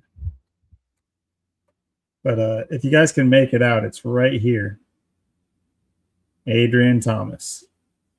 And I saw that and I instantly started cracking up. And I've obviously looked into this guy as well. But for anybody, Adrian Thomas, 201. So the guy they had, the representative for Johnson & Johnson at the event 201, his name equals 201, 123, 51, 75. These are some numbers. These are some numbers. I wonder. Makes me wonder. It's like, what was I thinking about when I named him? Because this is obviously I named him before gematria, but it's just like, But conspiracy has that 123, 51, 75 is a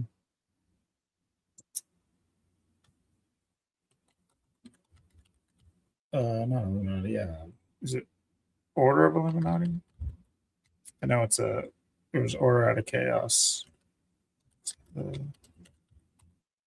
Yeah, Order Out of Chaos 22275 as well. Okay. But so yeah, fitting name for that gentleman. But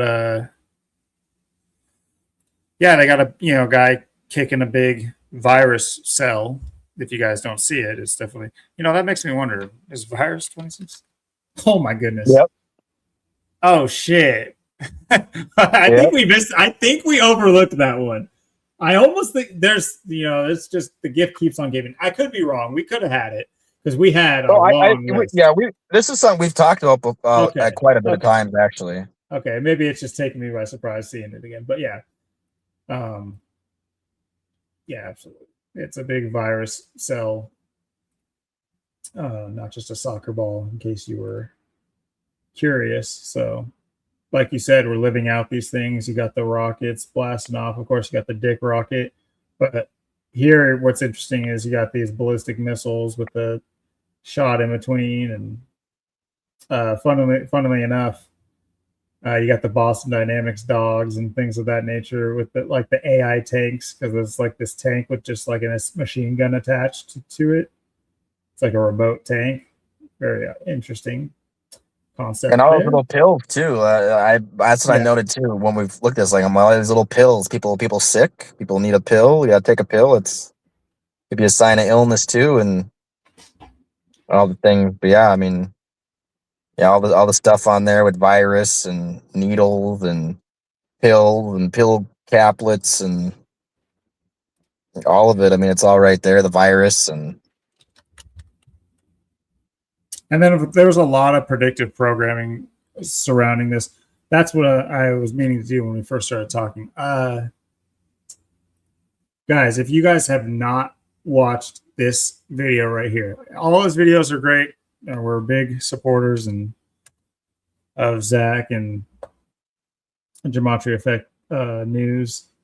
But check this video out. It says I haven't watched it because this is my streaming or the account I use to do these videos. But on my personal account, I've watched nearly all of it.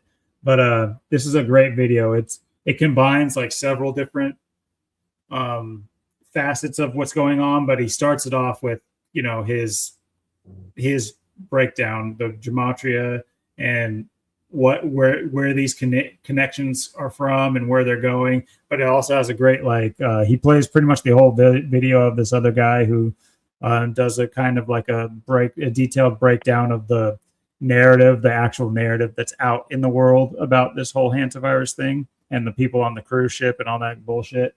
But yeah, this is a great video, so definitely check this out. It's only an hour and 38 minutes for how much information it has. It's like you'd be doing yourself a disservice to not check it out, because it has all the makings of something we've seen before and deserves to be seen before you're caught off guard again and kind of just left behind, because it's easy to be swept up with the sheep. It's easy to be herded up. You start seeing people go nuts, and everybody's running for the sanitizer and the bleach and the peroxide. I don't know what the fuck they're going to say is necessary for this one.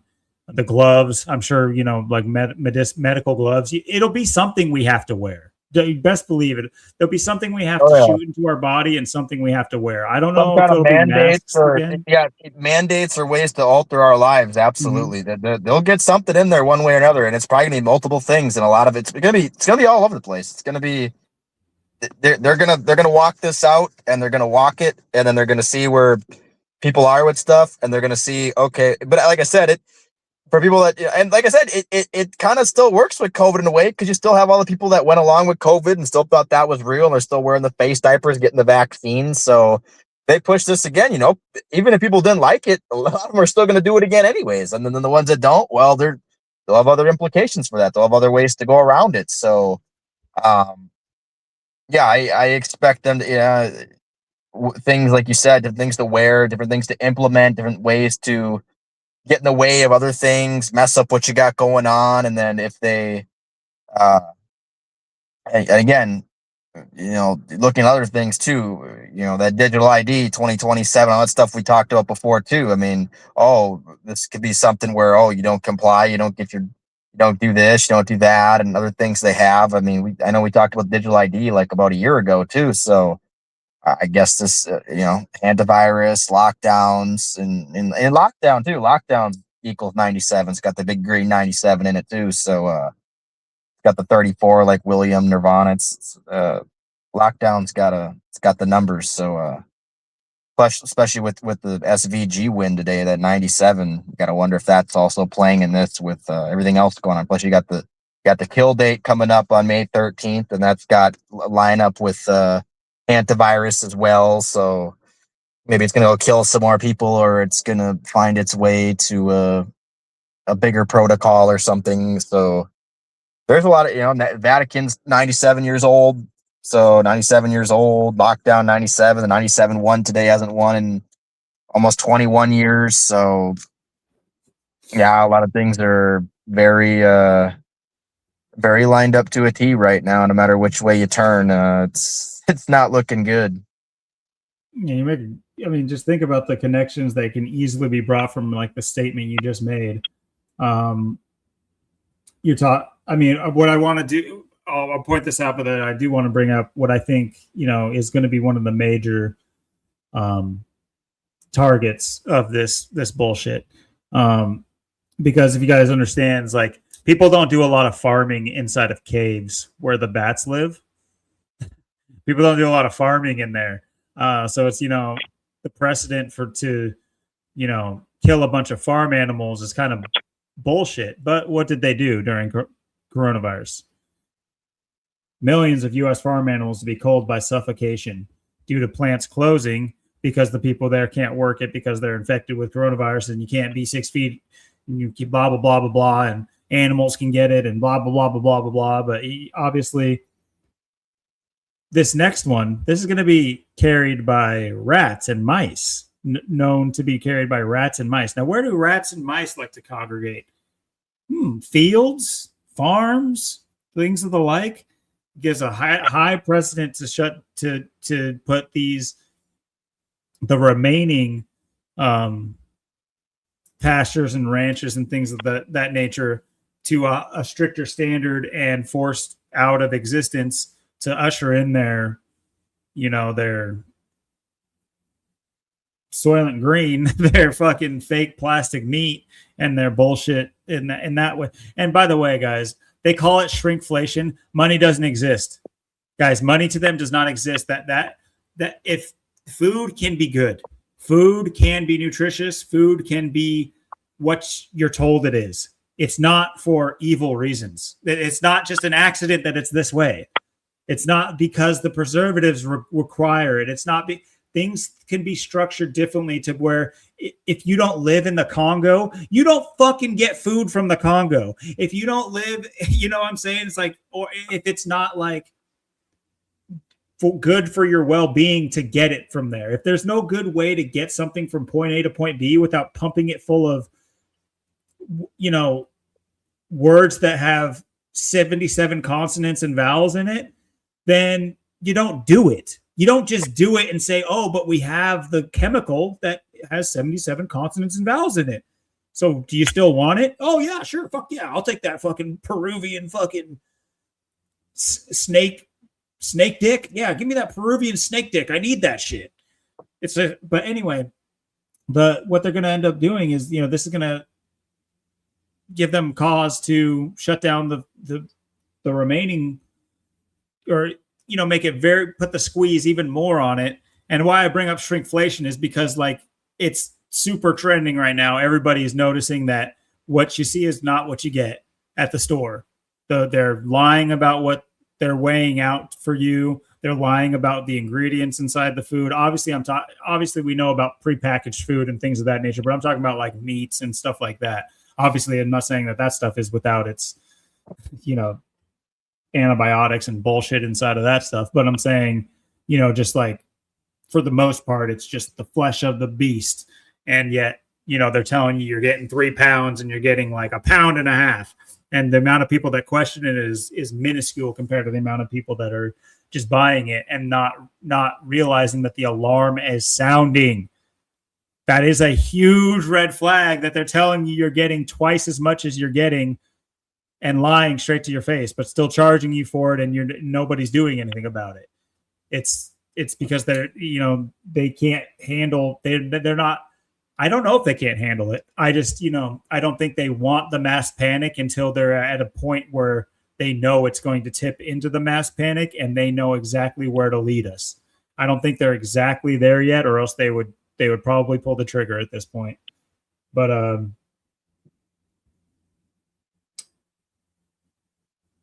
yeah, this is all, to me, this is just leading into the push for fake foods.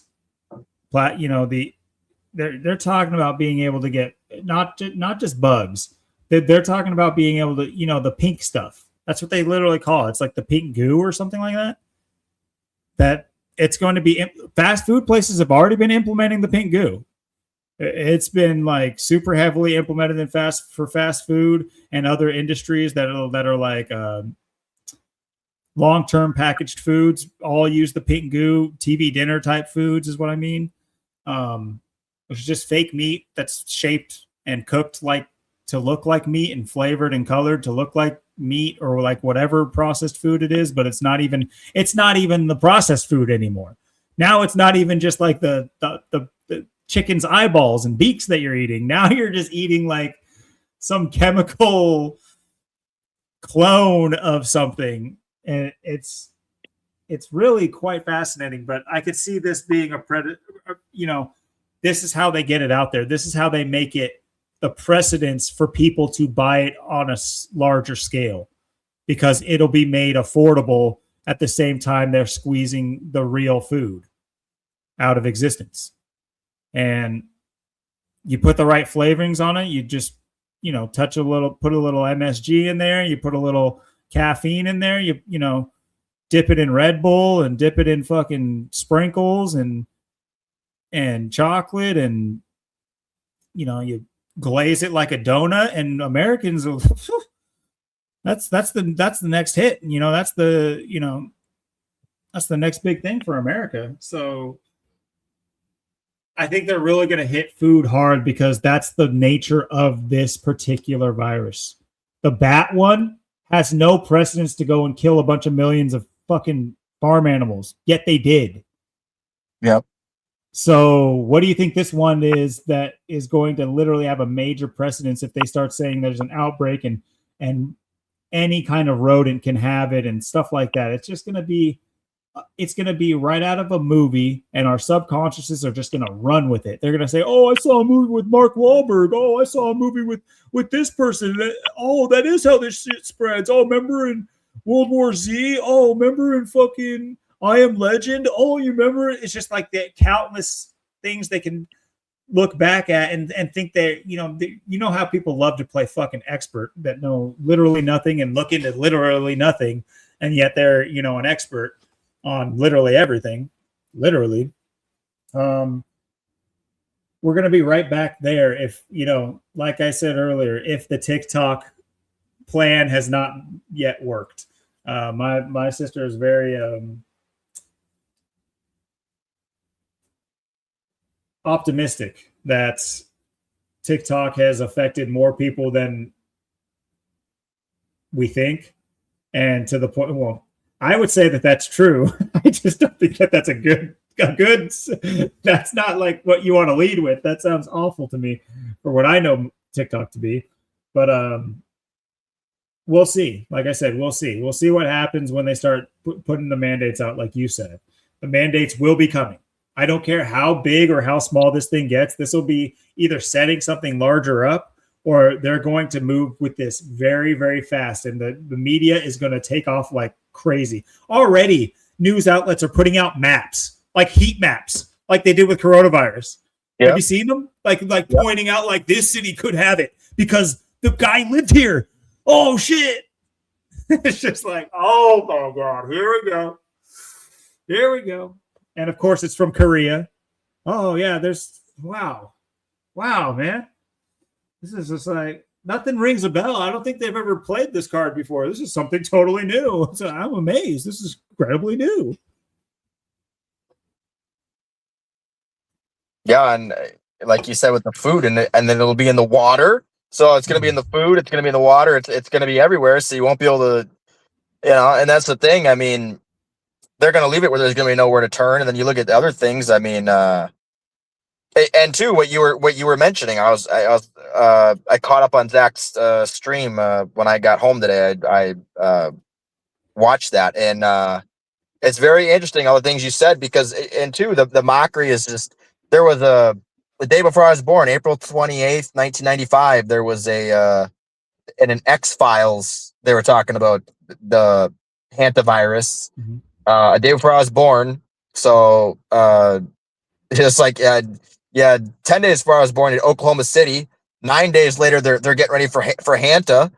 I mean, and then I'm born the next day. And then there was another episode. There was The Simpsons also on my birthday, on my 17th birthday, April 29th, 2012. They were also talking about the hantavirus and that as well. Weird. So both times literally on my birthday or one day before I was literally born. So the day before I'm born. And then the other one literally on my 17th birthday, 17 years later, go figure 17 like kill. Yeah, go figure they do that. On the 119th day of the year. So perfectly fit. Yeah, Oklahoma City in there. Yeah, I just yeah, I'm just using my birthday as the marker for all this stuff. And I think there might, I don't know if there was those two things. I don't know if there was even more. There was a lot of other things too with hantavirus in it. Outbreak, the movie. What's that? The movie called Outbreak also hinted at it. Oh yeah. There's so many things with hantavirus in it, just like COVID. Of course, you always bring up pandemic, coronavirus, body stacking. 2020 comes out 7 years before it even happens, and people still can't catch on to that. So now you got all this other stuff. I mean, the mockery is deep and weird, and just it's disgusting how literally my whole life they've just been planning my demise.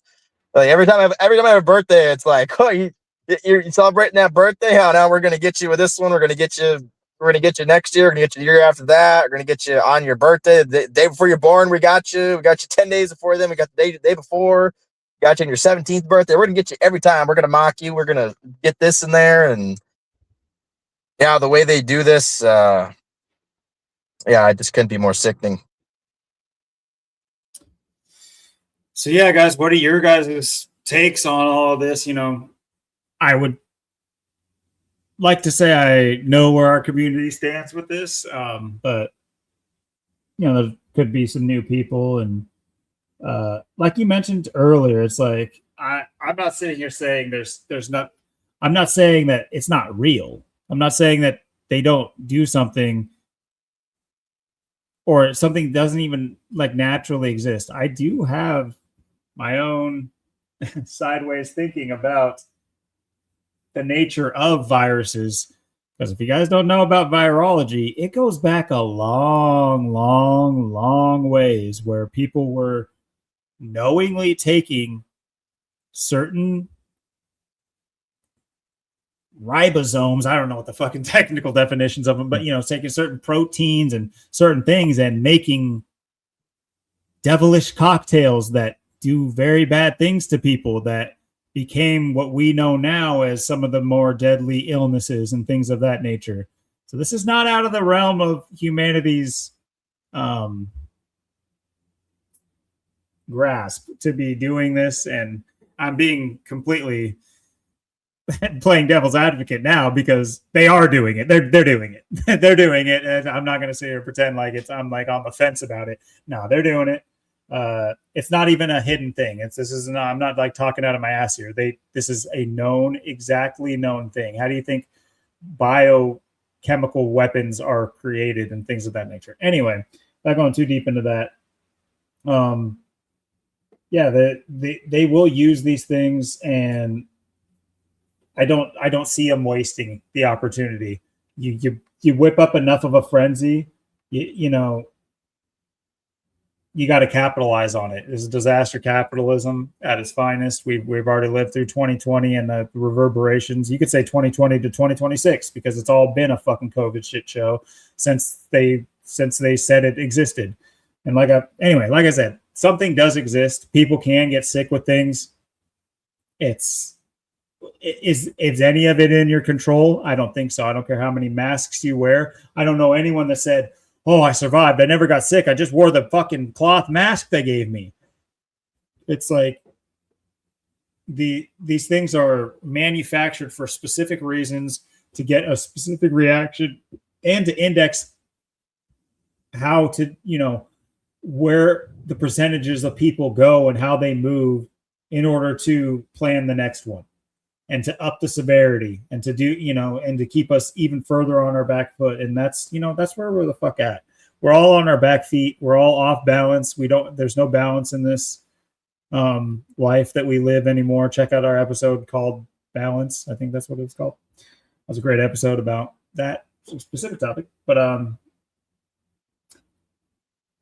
yeah, they'll show it to us. We're just a fucking sideshow to them. We're just, freaks that they get to fuck with and pull the strings on. And, the longer we let them, the worse these experiments are going to get. It's just like, imagine if you were the evil overlord. Don't worry, Nancy. You can be nice as you fucking want. You can have as good of thoughts as you want, but just play with me here.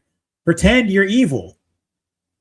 This is the shit that you would do. You would slowly and meticulously raise the stakes and the ante and raise the fucking pressure and raise the. You don't just sit there and flatline, especially when you know where sadistic natured people go. They don't just say, "Oh, that one cat was good enough. I'm done. I'm a sadistic guy. I fucking took the magnifying glass to some ants. I stopped after that though. I'm just a sadistic guy." No, it just gets worse and fucking worse and worse and worse and worse.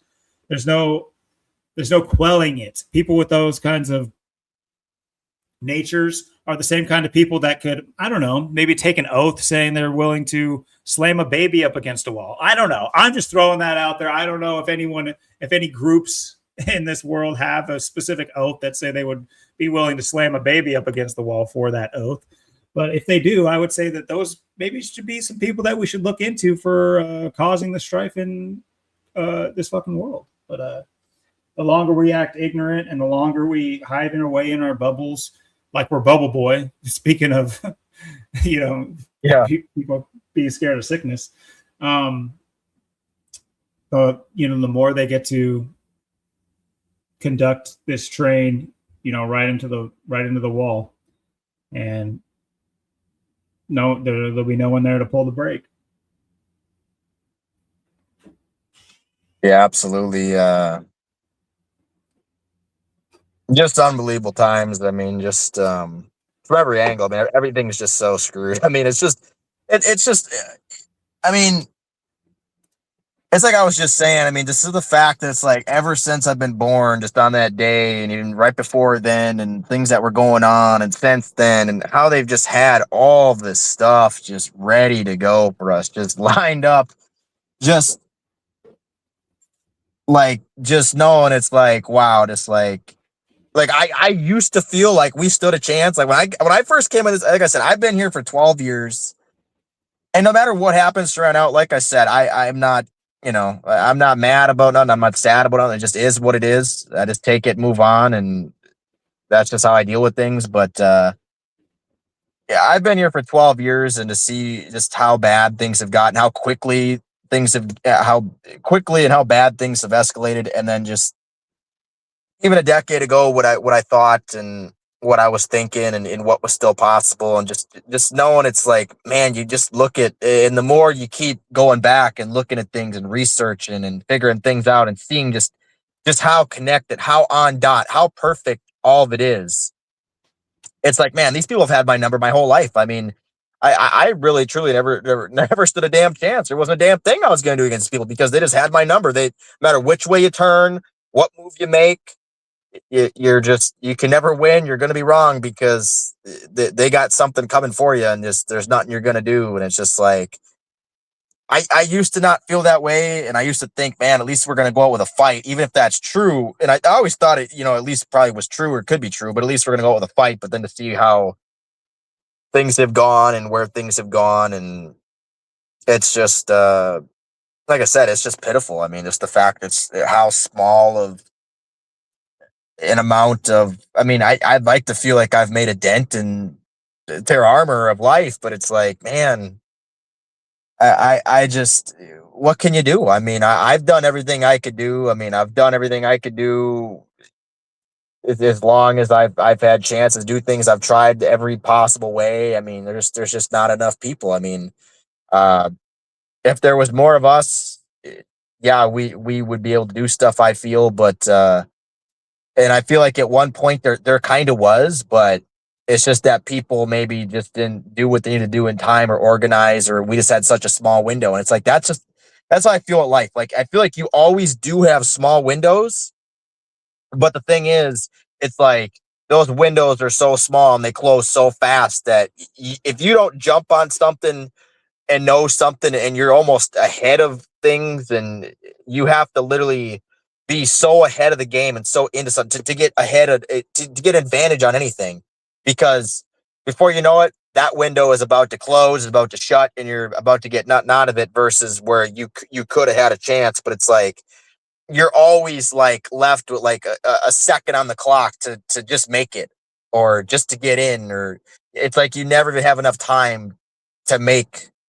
a difference. It's just, it's crazy. And I look back even the last 6 years, what we've had to go through, and uh I mean, they've just done such a number, and just where we are now. It's like I said. I mean, it's just to the point. It's like, man, it is demoralizing in a lot of ways, because it's like I said, every day I get up, it's like, man, I don't care if I just go to bed and don't get up tomorrow. I don't care if I just die in my sleep, if I just die from something else, like if I just you just die and get this over with. I mean, my dreams are a billion times better in this world. Like, my dreams are just a billion times better, and then I gotta wake up and be a part of this every single day. And it's like, man, if I could just not have to do that anymore, it'd be great. It's like just where things are going. It's like, and then uh it's just like you said, the uncertainty, just not knowing. It's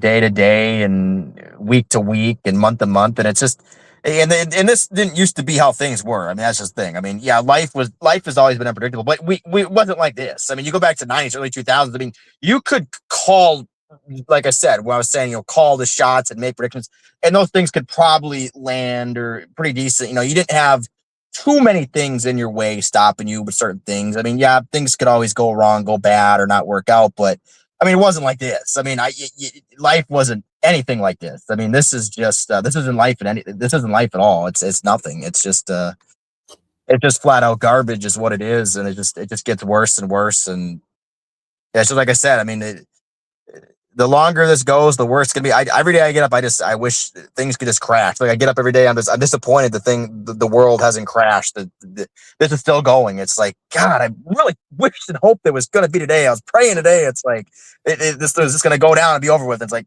God, another day of this still going. Man, is it gonna be tomorrow? Like, every day I just can't wait for this stuff just to all crash and just go down and just go away, and never have to worry about anything anymore. Just crash, get it over with. The big crash, the big boom. Okay, we're done. We're out of the way. Just great. It's like, the longer this goes, the worse it is for me. The worse it is for you. The worse it is for all of us that have to deal with this and put up with this. And the more we just play kick the can down the road, the more nothing's gonna ever get better. It's never gonna change, and we just got to keep going along to these guys and what they're doing, and whatever they have in store for us. And it's just it just gets worse. I mean, every day just gets worse, and it's just so hard to I mean, and you just, like I said, I mean, everything just has to be weird. I mean, everything, everywhere I go, I'm just like, man, this is just, I don't even know what every person I meet is like, I don't even know what I'm getting into anymore. It's like, and certain things seem great, and you don't know if something great's going to last or not, or if it's going to turn into something else, or I mean, it's like you still like to think that there could be great things, and maybe there will be for maybe a little bit longer, a short amount of time. Maybe something's going to lead to something. I don't know, but I mean, it's just all these options, and it's just like, man, these are the results every time. It's just like, and like I said, I don't know where I'm going to be a week from now. I don't know where I'll be a month from now, a year from now. It's very hard to say, but I do feel massive change is not coming. It's here. And I just, the thing is, I generally, when something like that happens, you have ideas, but I can't say I do. Cause with these people, it doesn't matter what move you make. Cause they're just gonna make you look wrong. They're going to beat you every time. And they can always make you lose or make you miss because they can just swing and swivel and pivot and point, and you just don't know what they have in store. I mean, something's working, something turns into something, and then it goes away, and then you don't know when something maybe, and then something else happens, and it's like, okay, that was great, but now I got to deal with that, and it's just like you just yeah, it's just not looking good at all. And it's not, humanity's in a really bad spot. Humanity's not looking good. People are in a bad spot all the way around. I mean, and like I said, if people could get off the internet and just stop watching videos and making comments and do more in real life, I mean, I feel like we may once again have a fighting chance. But again, that's just where most people are today. I mean, you go around and there's barely like anyone outside. There's barely anyone doing anything. It's like everyone's just kind of weird or to themselves. There's not a lot of interaction. There's not a lot of people that are willing to really even talk. And even if you do, it's like maybe it's only like one person or something. I mean, there's not a lot of hope when I look around. Doesn't matter where I go. I mean, I don't see. I mean, I might see some good things here and there, or some things that are like great here or there, maybe, but there's not much of it. And I know around here, there's not a lot of it either. And I know a lot of people, like I said, it's like some people, maybe they're just a little bit too spiritual. They just have too much. They're a little bit too much into God, or the hoping, or the praying, or just the wishing, and people just ain't about action. I mean, that's the thing. If people just want to sit and hope and pray and wish all day, I mean, nothing's going to change, and things just going to keep getting worse. And unfortunately, that's where most people are. I mean, there's a lot of people that they don't want to make a move. They don't want to do nothing because they just feel like, it's just going to be what it's going to be. And that's why we are where we are, and why we're at the end of the road and the end of the game right now, because we allow this to happen. It's just, we that's the thing. We've allowed all of this to happen. All of this, we've allowed all of it. And I don't, people like me and you and a few others, we've been against it. And we've been trying to stop it for the longest time and trying to do what we could. But I do feel we are at the end game, and we've arrived here very rapidly. And I do think, I mean, at this point too, I mean, I keep thinking 2030. I don't even see this going to 2030 at this point. I think by 20, I don't even think they have enough time for 2030. I think by 2030, we're already going to be, we were talking about 2030 and plans. I mean, with the way things are going, I mean, week to week right now, day to day, I don't even see this 2030. That's like, I thought I couldn't fathom that like a month ago, or a week ago, or 2 weeks ago. Now I really can't fathom it. Now I just have no clue what another 4 years is. I just can't fathom it now at all. Now that almost seems like what I was talking about, 2039, 2040, at the rate they're at, and the way things are going right now. It's like 2030. It's like, I couldn't even fathom where we are at that point. I don't feel like we have that much time. I feel like maybe another year at this point, maybe. Maybe it is going down this year. Maybe this is it. Maybe it is going down this year. Maybe it's that 26, 27 transition, like I talked about a year ago, or around the time of that Economist cover, 2026. Like I talked about that time where they could get something in at that point. Maybe this is going to be that dark winter. Maybe a year from now, things are extremely bad and it's just game over, or it happens 2028, 2029. But yeah, I mean, I just don't even, at this point, I just don't even see it taking them till 2030, or getting to 2030. It seems like it's happening right now. And it's just unbelievable. I mean, it's how fast things are happening, changing. It's hard to keep up. I mean, it's just, Yeah, I mean, and just not knowing what's coming. That's the thing that just sucks. I mean, you just wish you wish you had some control and some confidence with your life. And to a lot of degrees, I do, but I just, with these people, you can never win and never be right. So, I mean, like I said, it's just, all you can do is all you can do. I mean, it's just day to day, week to week, month to month, year to year. And, uh, we'll see where we are. And like I said, I mean, this could be the last show this for me. Maybe not. Maybe it is. Maybe I have more time. Maybe I don't. I have no idea. I don't know where things are going at all. But yeah, we time will tell. It always does. Well, guys, we're to that point. Same rallying call. If anybody has anything they want to share with us, things we want us or me, depending on where we're at next week, to touch on, or if you guys would like to be a guest or potential part-time, full-time host of the show, things of that nature, hit us up in our email. It scrolls along the bottom. If I remember to do so, almost every episode. It's also going to be in our description. And or hit us up in the comment section, whatever floats your dandy. But yeah, guys, I feel like we touched on quite a few topics. If you guys have any additional information, I mean, and there is a lot to it. That video of Zach's covers a lot of it. There's a lot of behind the scenes stuff behind this whole hantavirus bullshit, and there's more to be seen and know and everything like that. But at the end of the day, prepare yourselves mentally first of all, and then see where that takes you. Once you've grounded yourself mentally about what they have plans on doing and seeing the signs early, you don't want to be caught 3 weeks into it when all the food's already off the shelf apparently, and there's no toilet paper again or some shit. But anyways, guys, hope you guys enjoyed this episode. I hope you guys have a great week, and yeah, recommendations, anything like that, let us know. And yeah, hope you guys have a great week, and we will potentially both be back next week. Till then, later, guys. Peace.